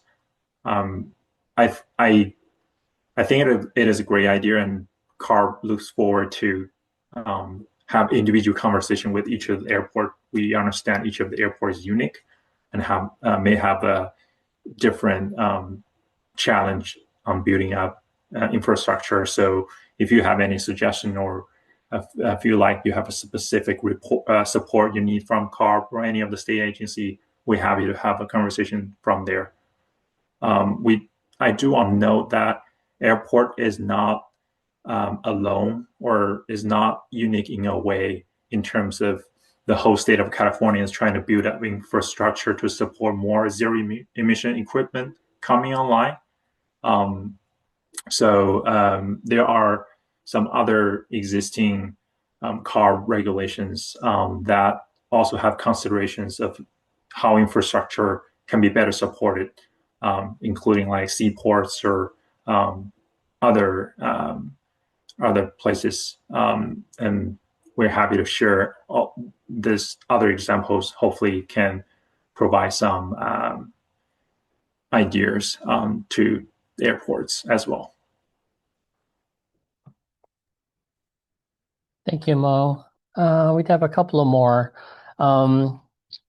Let's see. For the APU reduction initiative, would airlines be required to provide APU usage data to airports for reporting? Or are the airports required to pull 400 hertz metering for every connection and disconnection?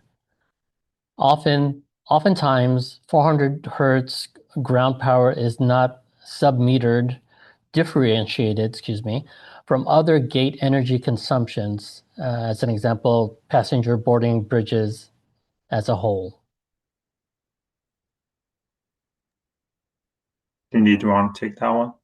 Yeah, I can answer this one. So we wouldn't prescribe a certain approach for airports to provide that data for reporting. The way we currently have it written is we would ask for the timestamps when the APU was turned on and off. And based off of that, we would calculate the emissions and ensure that it met the policy. However, there are a lot of existing tools that airports could use to make that easier. There is the company SCAI who produces like APU monitoring software and solutions. And then there's there's a couple others used in airports in Europe. Sarama is one of them, and Walter is another. But we tend to stray away from telling airports or anyone like you have to use this specific technology. One could even just like record it on a clipboard and write down the times when it started and stopped. If that's not practical, there may be other solutions like submetering of the electricity, but we would leave that up to the airport, and we would just request the more of the timestamps when the APU was used. If anyone wants to add on to that, open to that as well. Yeah, I would just add that if anyone on this call know of either a good technology or a smart approach to help with collecting this type of data, please let us know. We're all ears to that solution. Thank you, Cindy. Thank you, Mo. So that actually concludes the Q&A, unless other people want to ask questions or raise their hands to ask a question. This is your opportunity. We'll give it a few moments.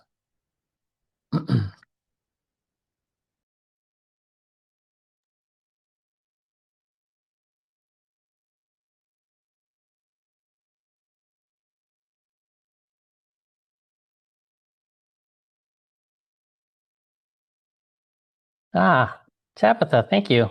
So Tabitha typed something on the Q&A, and it's her question is only wanting to know how we can access the recordings of the workshop, and I can actually answer that.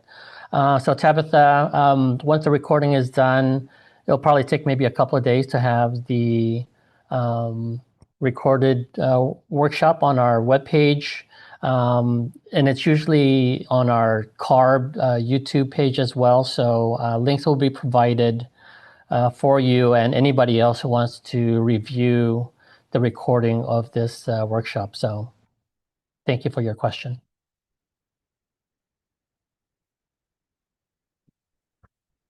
Anyone else?